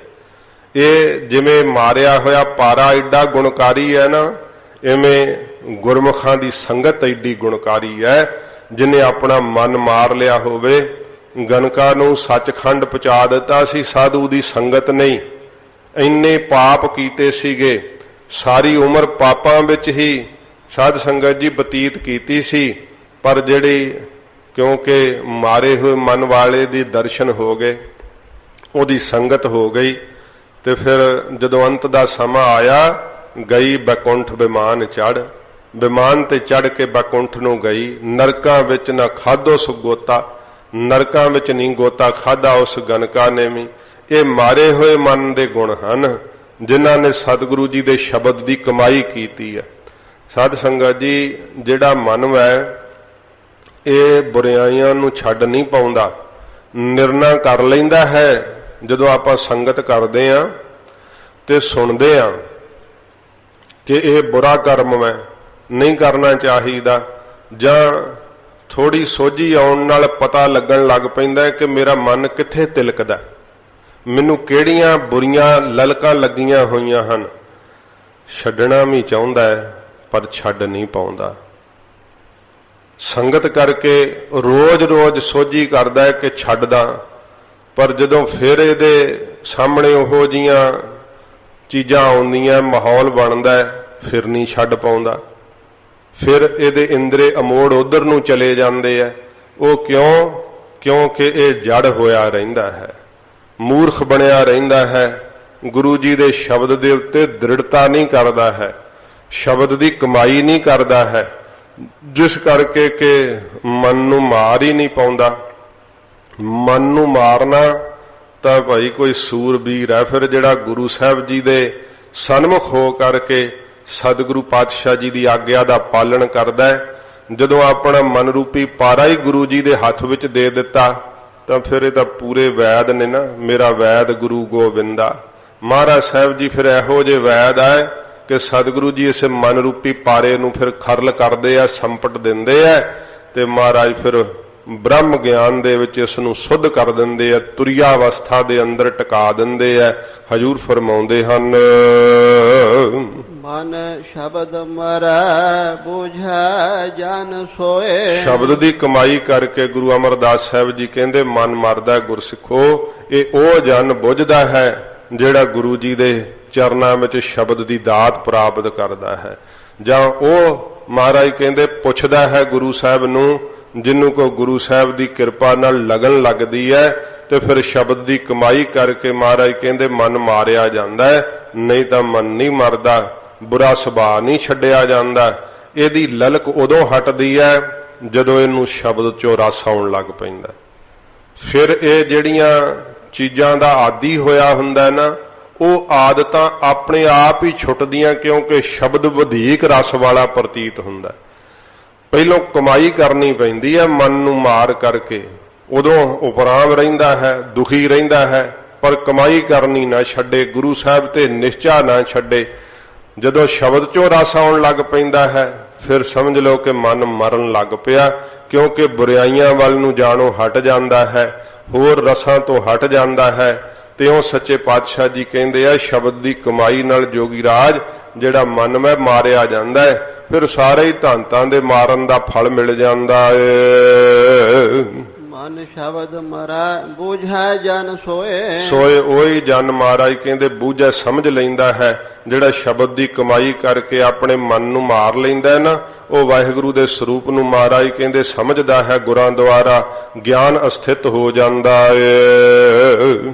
ਜਿਸਨੋ ਬਖਸ਼ੇ ਦੇ ਵਡਿਆਏ। ਜਿਹਨੂੰ ਮਹਾਰਾਜ ਬਖਸ਼ ਦੇਵੇ ਨਾ ਆਪਣੇ ਨਾਮ ਦੀ ਦਾਤ, ਉਹਨੂੰ ਹੀ ਇਹ ਵਡਿਆਈ ਦਿੰਦੇ ਐ ਬ੍ਰਹਮ ਗਿਆਨ ਦੀ, ਉਹਨੂੰ ਹੀ ਇਹ ਵਡਿਆਈ ਦਿੰਦੇ ਐ ਤੁਰਿਆ ਪਦ ਵਿੱਚ ਟਿਕਣ ਦੀ, ਉਹਨੂੰ ਹੀ ਇਹ ਵਡਿਆਈ ਪ੍ਰਾਪਤ ਹੁੰਦੀ ਹੈ ਕਿ ਮਨ ਦੀ ਮਨੌਤ ਉਹਦੀ ਮਰ ਜਾਂਦੀ ਹੈ। ਜਿਹਨੂੰ ਮਹਾਰਾਜ ਆਪ ਹੀ ਬਖਸ਼ ਲਵੇ ਮੇਰਾ ਵਾਹਿਗੁਰੂ।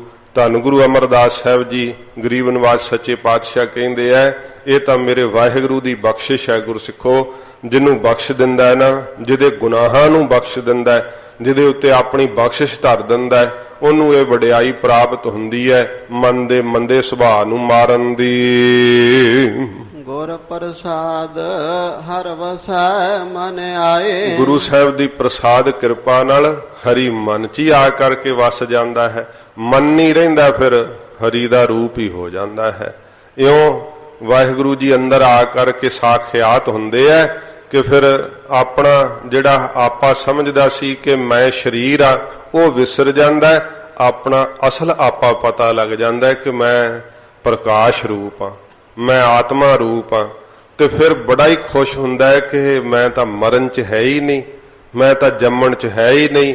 ਇਹ ਭਰਮ ਕਰਕੇ ਹੀ ਡਰ ਲੱਗ ਰਿਹਾ ਸੀ, ਕਿਉਂਕਿ ਦੇਹ ਦਾ ਜੰਮਣ ਮਰਨ ਹੈਗਾ ਜਦੋਂ ਆਪਣੇ ਆਪ ਨੂੰ ਦੇਹ ਸਮਝ ਰਿਹਾ ਹੈ, ਇਸੇ ਕਰਕੇ ਹੀ ਡਰਦਾ ਹੈ।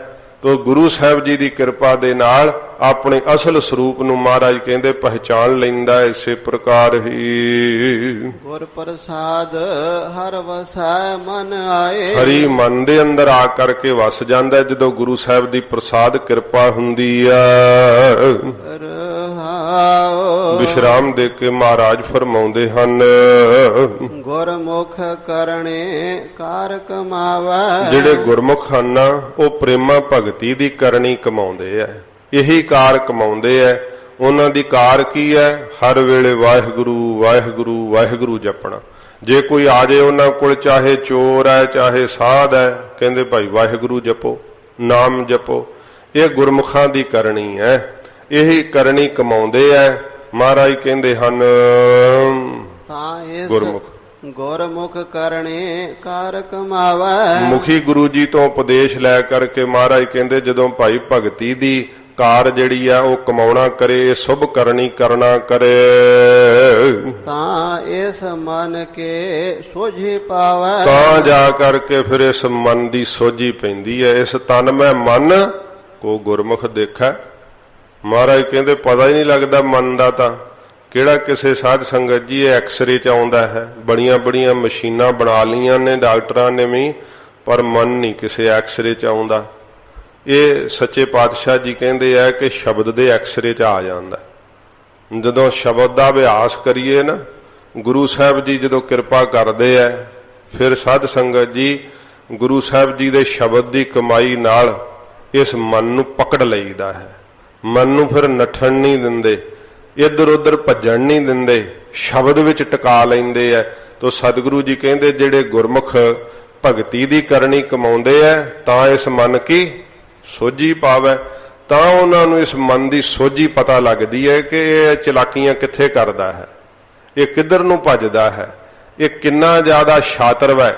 ਗੁਰਮੁਖਾਂ ਨੂੰ ਪਤਾ ਲੱਗਦਾ ਹੈ। ਉਹ ਫਿਰ ਆਪਣੇ ਮਨ ਦੇ ਅੰਦਰ ਹੀ ਲੂਝਦੇ ਹੁੰਦੇ ਐ, ਤੇ ਕਈ ਬਾਹਰ ਈਰਖਾ ਕਰਨ ਵਿੱਚ ਕਿੰਨਾ ਆਪਣਾ ਸਮਾਂ ਬਰਬਾਦ ਕਰਦੇ। ਗੁਰਮੁਖਾਂ ਨਾਲ ਭਾਵੇਂ ਉਹ ਵੈਰ ਵਿਰੋਧ ਕੋਈ ਬਾਹਰੋਂ ਕਰ ਰਹੇ ਹੁੰਦੇ ਐ ਤੇ ਗੁਰਮੁਖਾਂ ਨੂੰ ਕੋਈ ਕਹੇ ਕਿ ਉਹ ਤੁਹਾਡੇ ਨਾਲ ਈਰਖਾ ਬੜੀ ਕਰਦਾ, ਕਹਿੰਦੇ ਮੈਂ ਬਾਹਰਲੀ ਈਰਖਾ ਨੂੰ ਕੀ ਕਰਾਂ, ਮੇਰੇ ਤਾਂ ਅੰਦਰ ਜੰਗ ਛਿੜਿਆ ਪਿਆ, ਮੈਂ ਤਾਂ ਆਪਦੇ ਅੰਦਰ ਨੂੰ ਕਾਬੂ ਕਰਨ ਤੇ ਲੱਗਾ ਹੋਇਆ, ਮੈਨੂੰ ਹੁਣ ਬਾਹਰਲਾ ਕੋਈ ਵਾਹ ਵਾਸਤਾ ਨਹੀਂ, ਹੁਣ ਤਾਂ ਅੰਦਰਲੀ ਸਾਰੀ ਜੰਗ ਜਿਹੜੀ ਛਿੜੀ ਹੋਈ ਆ ਗੁਰੂ ਸਾਹਿਬ ਦੇ ਸ਼ਬਦ ਦੀ ਕਮਾਈ ਨਾਲ ਜਿੱਤਣੀ।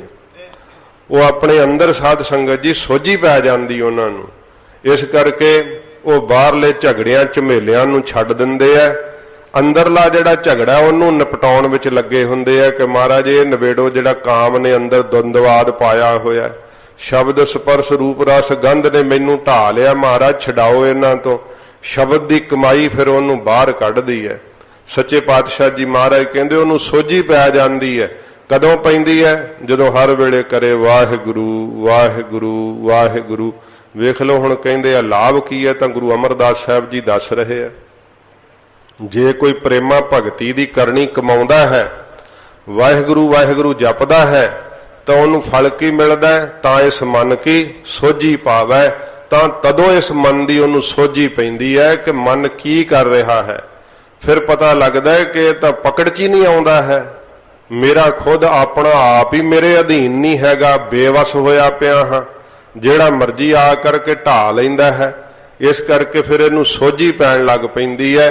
ਤੇ ਸੋਝੀ ਕੀ ਪੈਂਦੀ ਹੈ? ਭਗਤੀ ਕਰਦਿਆਂ ਕਰਦਿਆਂ ਸੋਝੀ ਪੈ ਜਾਂਦੀ ਹੈ ਕਿ ਤੂੰ ਤਾਂ ਸੁੱਧ ਸਰੂਪ ਹੈ, ਤੂੰ ਤਾਂ ਪਰਮੇਸ਼ਰ ਦਾ ਰੂਪ ਹੈ।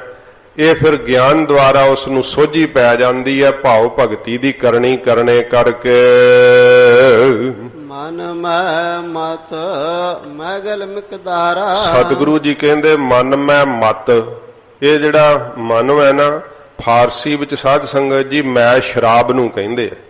ਸਤਿਗੁਰੂ ਜੀ ਕਹਿੰਦੇ ਇਸ ਮਨ ਨੇ ਨਾ ਮੈਂ ਦੀ ਸ਼ਰਾਬ ਪੀਤੀ ਹੋਈ ਹੈ, ਮਮਤਾ ਦੀ ਸ਼ਰਾਬ ਪੀਤੀ ਹੋਈ ਹੈ, ਤੇ ਮਤ ਮਸਤ ਹੋ ਗਿਆ ਹੈ। ਤੇ ਜਦੋਂ ਸ਼ਰਾਬ ਹੀ ਪੀਤੀ ਹੈ ਤੇ ਉਹਨੂੰ ਕੋਈ ਗੱਲ ਜਦੋਂ ਸਾਧ ਸੰਗਤ ਜੀ ਦੱਸੋ ਤੇ ਉਹਨੂੰ ਪਤਾ ਹੀ ਨਹੀਂ ਲੱਗਦਾ ਕਿ ਮੈਨੂੰ ਪਹਿਲੀ ਗੱਲ ਕੀ ਗਈ ਹੈ। ਤੇ ਸ਼ਬਦ ਦੀ ਕਥਾ ਉਹਨੂੰ ਕੀ ਸੁਣਨੀ ਹੈ ਜਿਨ ਫਿਰ ਹੰਕਾਰ ਦੀ ਸ਼ਰਾਬ ਪੀਤੀ ਹੋਈ ਹੈ ਤੇ ਮਸਤੀ ਚੜੀ ਪਈ ਹੈ। ਉਹ ਤਾਂ ਬਸ ਮੈਂ ਦਾ ਜਾਪ ਕਰ ਰਿਹਾ ਹੈ, ਮੈਂ ਹਾਂ ਮੈਂ ਹਾਂ ਮੈਂ ਹਾਂ। ਤੇ ਜਦੋਂ ਵੀ ਉਹਨੂੰ ਕੋਈ ਥੋੜੀ ਬਹੁਤੀ ਵੀ ਗੱਲ ਕਰਦਾ ਤੇ ਕ੍ਰੋਧਿਤ ਹੋ ਜਾਂਦਾ ਹੈ ਕਿ ਮੈਂ ਤਾਂ ਬਹੁਤ ਉੱਚਾ ਸੋਚਾਂ। ਇਸ ਤਰ੍ਹਾਂ ਜਿਹੜੀ ਮੈਂ ਹੈ ਨਾ, ਇਹਨੇ ਸਾਧ ਸੰਗਤ ਜੀ ਜੀਵ ਦਾ ਮਨ ਮਸਤ ਕਰ ਛੱਡਿਆ ਹੈ। ਇਹ ਸ਼ਰਾਬ ਪੀ ਕਰਕੇ ਮਸਤ ਹੋ ਗਿਆ। ਕਿਵੇਂ? ਹਜੂਰ ਦੱਸਦੇ ਹਨ, ਮਨ ਮੈਂ ਮਤ ਮੈਗਲ ਮਿਕਦਾਰਾ। ਮੈਗਲ ਮਿਕਦਾਰਾ, ਮੈਗਲ ਕਹਿੰਦੇ ਹਾਥੀ ਨੂੰ, ਮਿਕਦਾਰਾ ਕਹਿੰਦੇ ਐ ਵਾਂਗੂ, ਸੁਦਰਸ਼। ਇਹ ਅਰਬੀ ਦਾ ਸ਼ਬਦ, ਅਰਬੀ ਵਿੱਚ ਮਿਕਦਾਰਾ ਨੂੰ ਸੁਦਰਸ਼ ਕਿਹਾ ਜਾਂਦਾ ਹੈ ਕਿ ਉਸ ਤਰ੍ਹਾਂ। ਕਿਵੇਂ? ਮਹਾਰਾਜ ਕਹਿੰਦੇ ਮਸਤ ਹੋਇਆ ਪਿਆ, ਜਿਵੇਂ ਹਾਥੀ ਨੂੰ ਸ਼ਰਾਬ ਪਿਆ ਦਿਓ ਤੇ ਫਿਰ ਹਾਥੀ ਕਿਵੇਂ ਮਸਤ ਹੋ ਜਾਂਦਾ ਹੈ। ਇੱਕ ਤਾਂ ਸਾਧ ਸੰਗਤ ਜੀ ਹੈਗਾ ਇੰਨਾ ਤਾਕਤਵਰ ਇਹ ਪਸ਼ੂ, ਤੇ ਫਿਰ ਇਹਨੂੰ ਮੋੜਨਾ ਕਿਹੜਾ ਸੌਖਾ ਹੈ। ਸੋਟੇ ਡੰਡੇ ਨਾਲ ਨਹੀਂ ਹਾਥੀ ਮੁੜਦਾ, ਤੇਜ਼ ਧਾਰ ਹਥਿਆਰਾਂ ਨਾਲ ਵੀ ਇਹਨੂੰ ਥੱਲੋਂ ਮੋੜਨਾ ਔਖਾ, ਕਿਉਂਕਿ ਇਹਦੀ ਚਮੜੀ ਬੜੀ ਮੋਟੀ ਹੁੰਦੀ ਹੈ। ਇਹਨੂੰ ਤਾਂ ਚੋਭਾਂ ਬੜੀਆਂ ਔਖੀਆਂ ਲੱਗਦੀਆਂ। ਜੇ ਕਿ ਤੇਜ਼ ਧਾਰ ਹਥਿਆਰ ਇਹਨੂੰ ਸਰੀਰ ਕਰਕੇ ਮਾਰ ਹੀ ਦਵੋ, ਐਡਾ ਚਮੜੀ ਦਾ ਪਰਤਵਾ ਇਹਨੂੰ ਪਤਾ ਹੀ ਨਹੀਂ ਲੱਗਦਾ। ਤੇ ਜੇ ਉਹ ਸ਼ਸਤਰ ਬਾਹਰ ਕੱਢੀਏ ਤੇ ਚਰਬੀ ਇੰਨੀ ਜ਼ਿਆਦੀ ਹੈ, ਝਾਟੀ ਉਹ ਜ਼ਖਮੇ ਦਾ ਭਰ ਜਾਂਦਾ ਹੈ। ਇਹ ਹਾਥੀ ਜਿਹੜਾ ਨਾਲੇ ਇਹਨੇ ਪੀਤੀ ਹੈ ਸ਼ਰਾਬ, ਤੇ ਮਹਾਰਾਜ ਕਹਿੰਦੇ ਇਹ ਮਨ ਹੈ ਅਸਲ ਵਿੱਚ ਹਾਥੀ। ਤੇ ਜਿਵੇਂ ਹਾਥੀ ਜਿਹੜਾ ਜੇ ਉਹ ਕੇਲਿਆਂ ਦੇ ਬਣ 'ਚ ਛੱਡ ਦਈਏ ਤੇ ਕੀ ਕਰੇਗਾ? ਸਾਰੇ ਕੇਲਿਆਂ ਦੇ ਰੁੱਖਾਂ ਨੂੰ ਤੈਸ਼ ਨੈਸ਼ ਕਰ ਦਿੰਦਾ ਹੈ।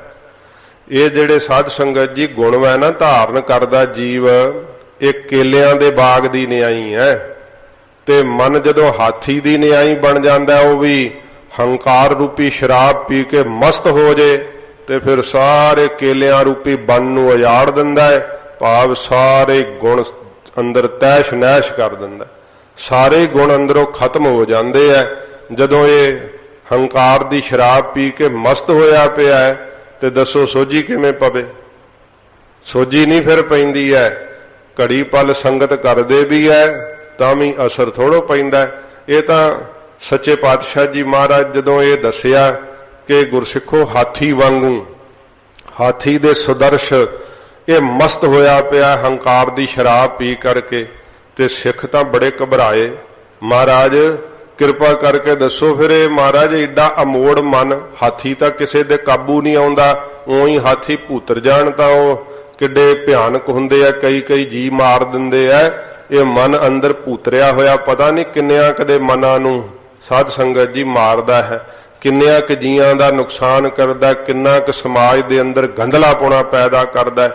ਇਹ ਇਸੇ ਤਰ੍ਹਾਂ ਦੇ ਮਨ ਹੈ ਜਿਹੜੇ ਗੁਰੂ ਜੀ ਦੇ ਸ਼ਬਦ ਵਿੱਚ ਨਹੀਂ ਲੱਗੇ ਹੋਏ ਤੇ ਹੰਕਾਰ ਦੀ ਸ਼ਰਾਬ ਪੀ ਕੇ ਮਸਤੀ ਚੜੀ ਹੋਈ ਹੈ। ਮਹਾਰਾਜ ਕਹਿੰਦੇ ਹਾਥੀ ਦੇ ਵਾਂਗੂ। ਮਹਾਰਾਜ ਇਹਨੂੰ ਕਾਬੂ ਕਿਵੇਂ ਕਰੀਦਾ? ਹਜੂਰ ਕਹਿੰਦੇ ਦੱਸਦੇ ਆਂ ਭਾਈ ਕਾਬੂ ਕਿਵੇਂ ਕਰੀਦਾ ਏ।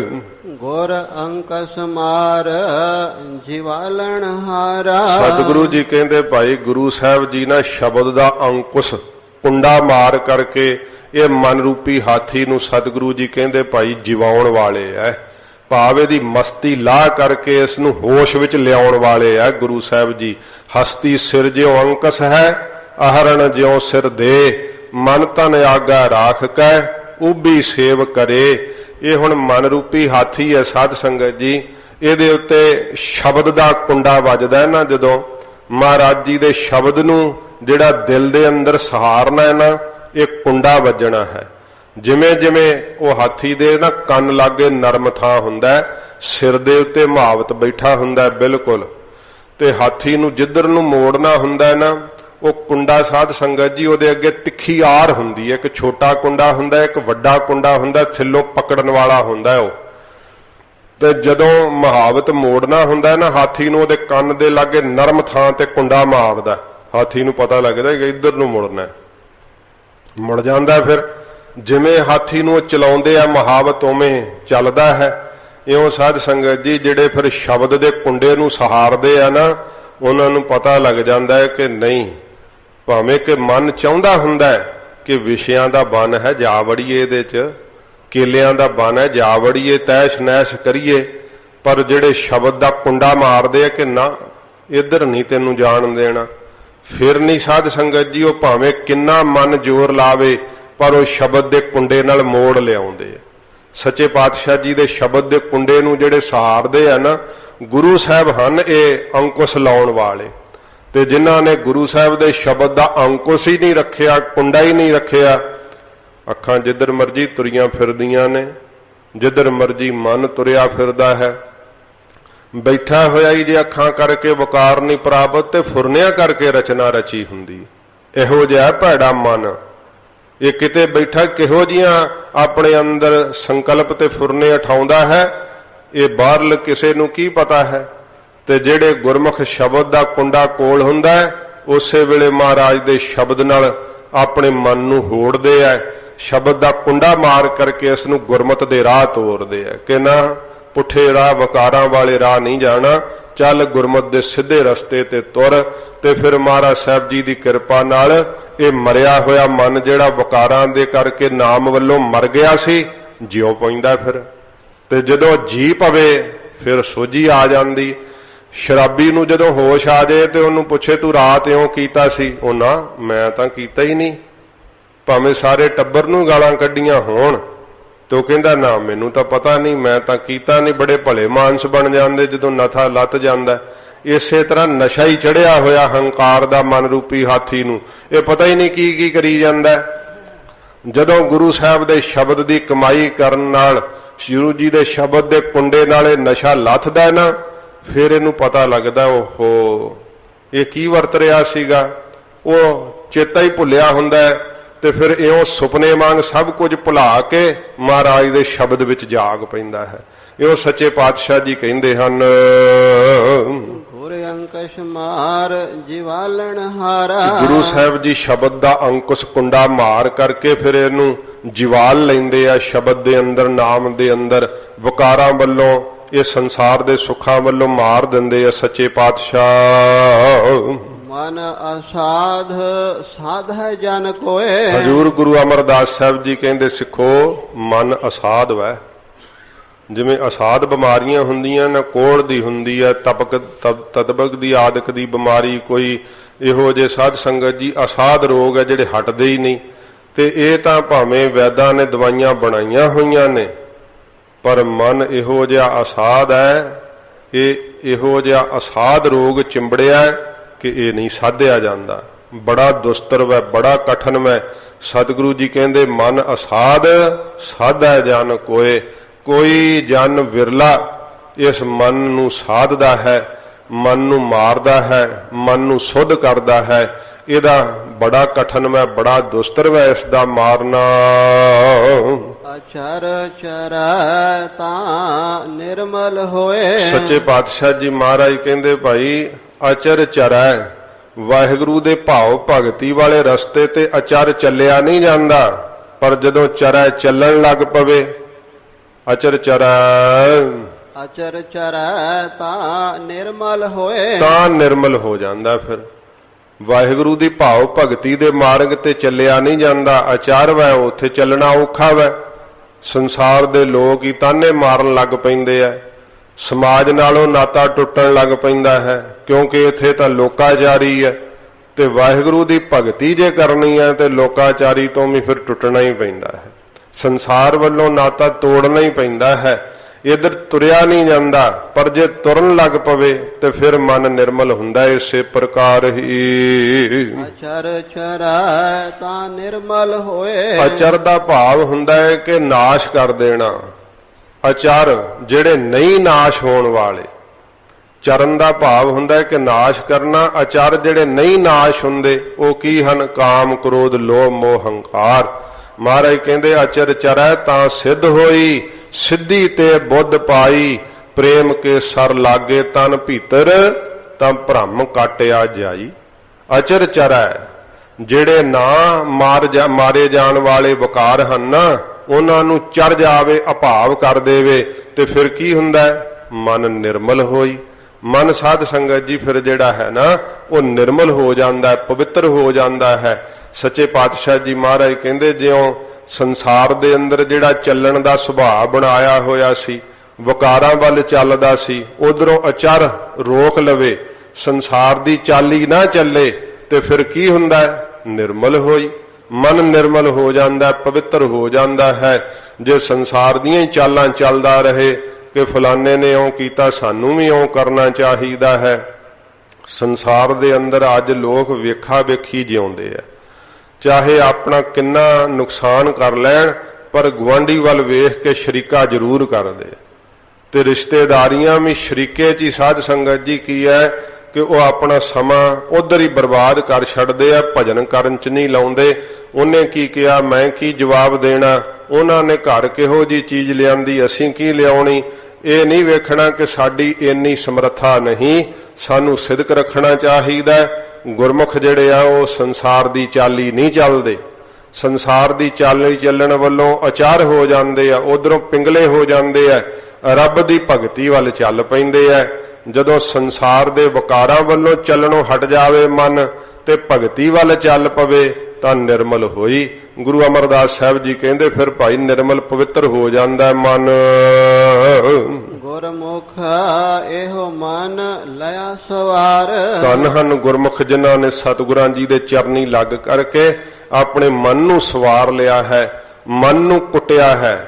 ਤੇ ਇਹ ਮਨ ਦਾ ਕੁੱਟਣਾ ਜਿਹੜਾ ਨਾ ਉਹ ਸ਼ਬਦ ਦੀ ਕਮਾਈ ਕਰਨੀ ਹੈ ਬਾਰ-ਬਾਰ, ਕਿਉਂਕਿ ਮਨ ਮੰਨਦਾ ਨਹੀਂ ਹੁੰਦਾ। ਫਿਰ ਵੀ ਮਨ ਨੂੰ ਇਕਾਂਤ ਕਰਕੇ ਤੇ ਭਜਨ ਵਿੱਚ ਲਾਈ ਰੱਖਣਾ।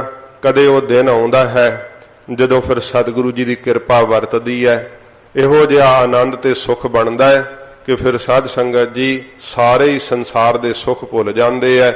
ਮਹਾਰਾਜ ਕਹਿੰਦੇ ਧੰਨ ਹਨ ਉਹ ਗੁਰਮੁਖ, ਵਿਰਲੇ ਨੇ ਭਾਈ ਜਿਹੜੇ ਆਪਣੇ ਮਨ ਨੂੰ ਗੁਰੂ ਜੀ ਦੇ ਸ਼ਬਦ ਦੀ ਕਮਾਈ ਕਰਕੇ ਮਾਰਦੇ ਆ।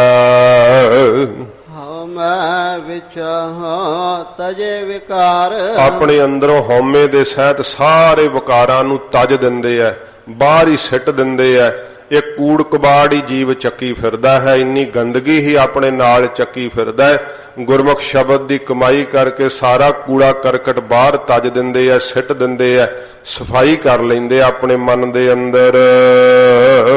ਜੋ ਧੁਰ ਰਖਿਆ ਨ ਮੇਲ ਮਿਲਾਏ। ਸੱਚੇ ਪਾਤਸ਼ਾਹ ਜੀ ਕਹਿੰਦੇ ਧੁਰੋਂ ਹੀ ਜਿਨ੍ਹਾਂ ਨੂੰ ਮੇਰੇ ਵਾਹਿਗੁਰੂ ਨੇ ਰੱਖਿਆ ਕੀਤੀ ਹੈ ਤੇ ਆਪਣੇ ਮੇਲ ਵਿੱਚ ਮਿਲਾ ਕਰਕੇ ਮਹਾਰਾਜ ਕਹਿੰਦੇ ਭਾਈ ਰੱਖ ਲਿਆ ਵਿਕਾਰਾਂ ਤੋਂ। ਕਦੇ ਨਾ ਵਿਛੜ ਹੈ ਸ਼ਬਦ ਸਮਾਏ। ਉਹ ਕਦੇ ਨਹੀਂ ਵਿਛੜਦੇ, ਸ਼ਬਦ ਦੇ ਅੰਦਰ ਹੀ ਸਮਾ ਜਾਂਦੇ ਆ।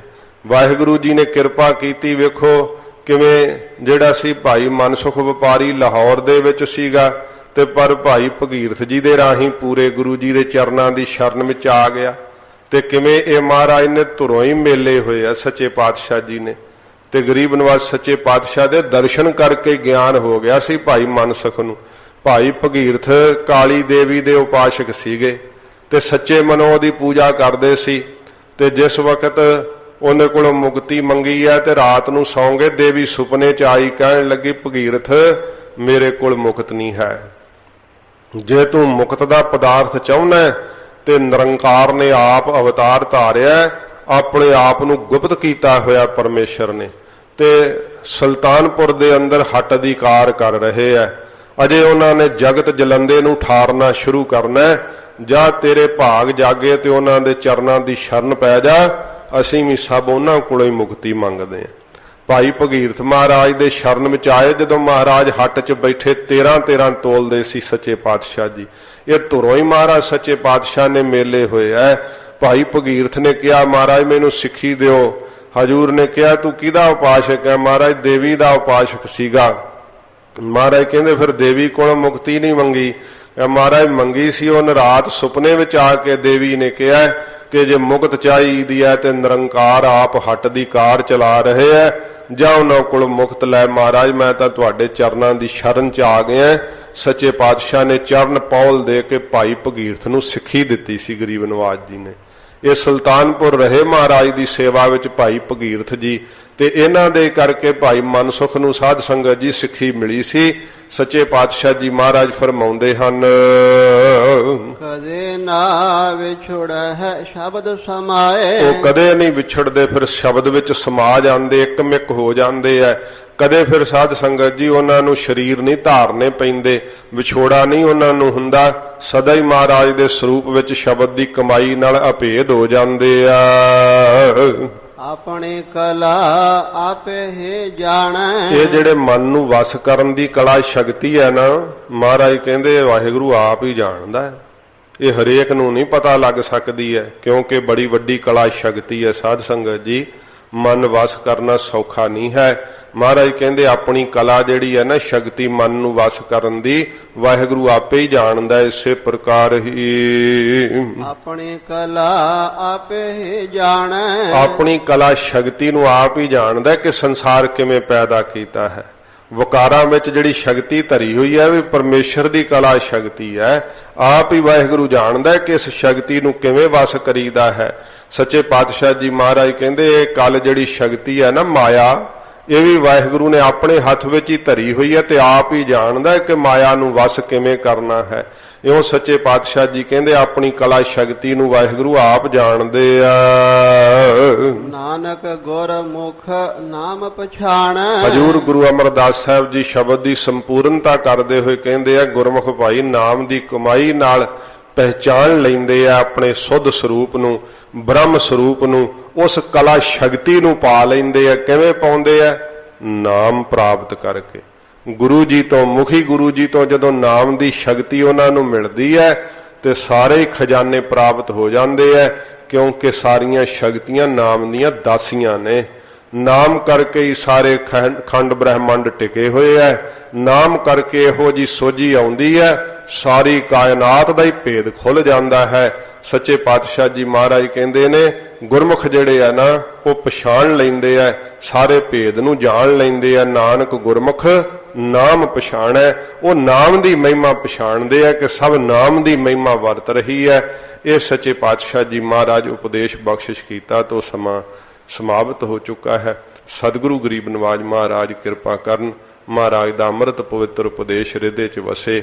ਸਾਧ ਸੰਗਤ ਜੀ, ਹੈ ਤਾਂ ਔਖੀ ਗੱਲ, ਪਰ ਸਤਿਗੁਰੂ ਜੀ ਦੇ ਸ਼ਬਦ ਦੀ ਕਮਾਈ ਨਾਲ ਗੁਰਸਿੱਖਾਂ ਨੂੰ ਸੌਖੀ ਹੋ ਜਾਂਦੀ ਹੈ।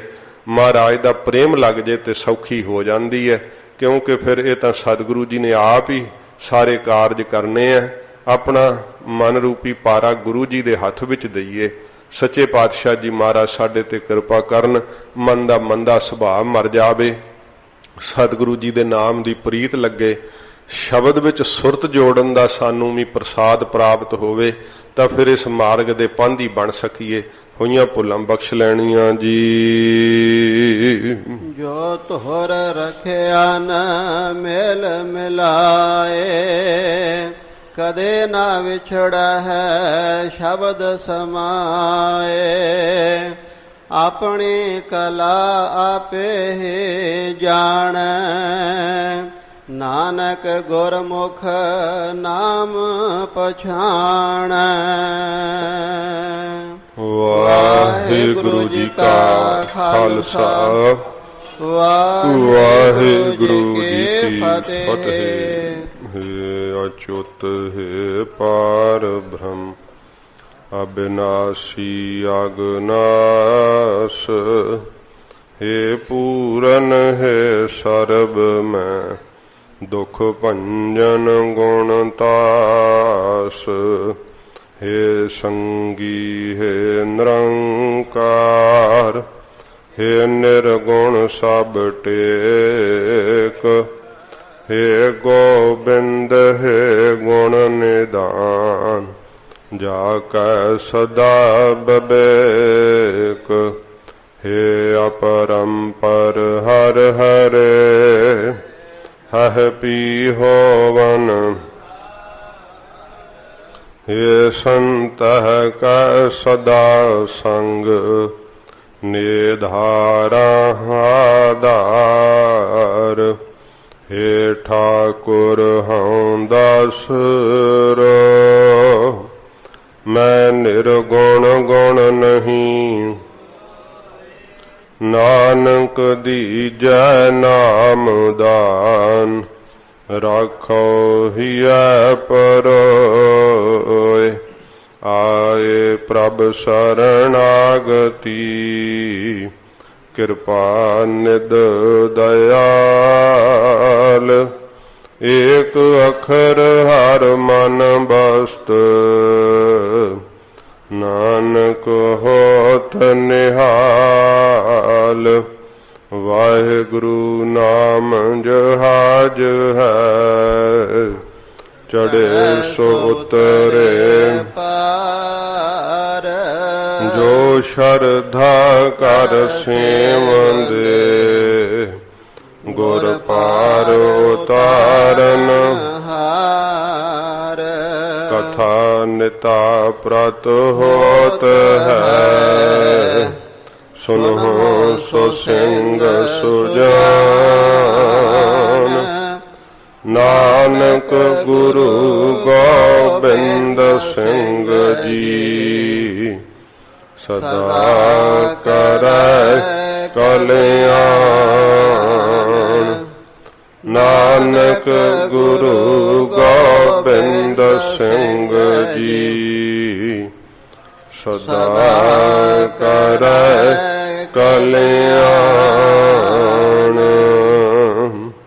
ਵਾਹਿਗੁਰੂ ਜੀ ਕਾ ਖਾਲਸਾ, ਵਾਹਿਗੁਰੂ ਜੀ ਕੀ ਫਤਿਹ। ਗਾਜ ਕੇ ਜੈਕਾਰ ਆਗ ਜਾਵੇ, ਸੋ ਨਿਹਾਲ ਹੋਵੇ।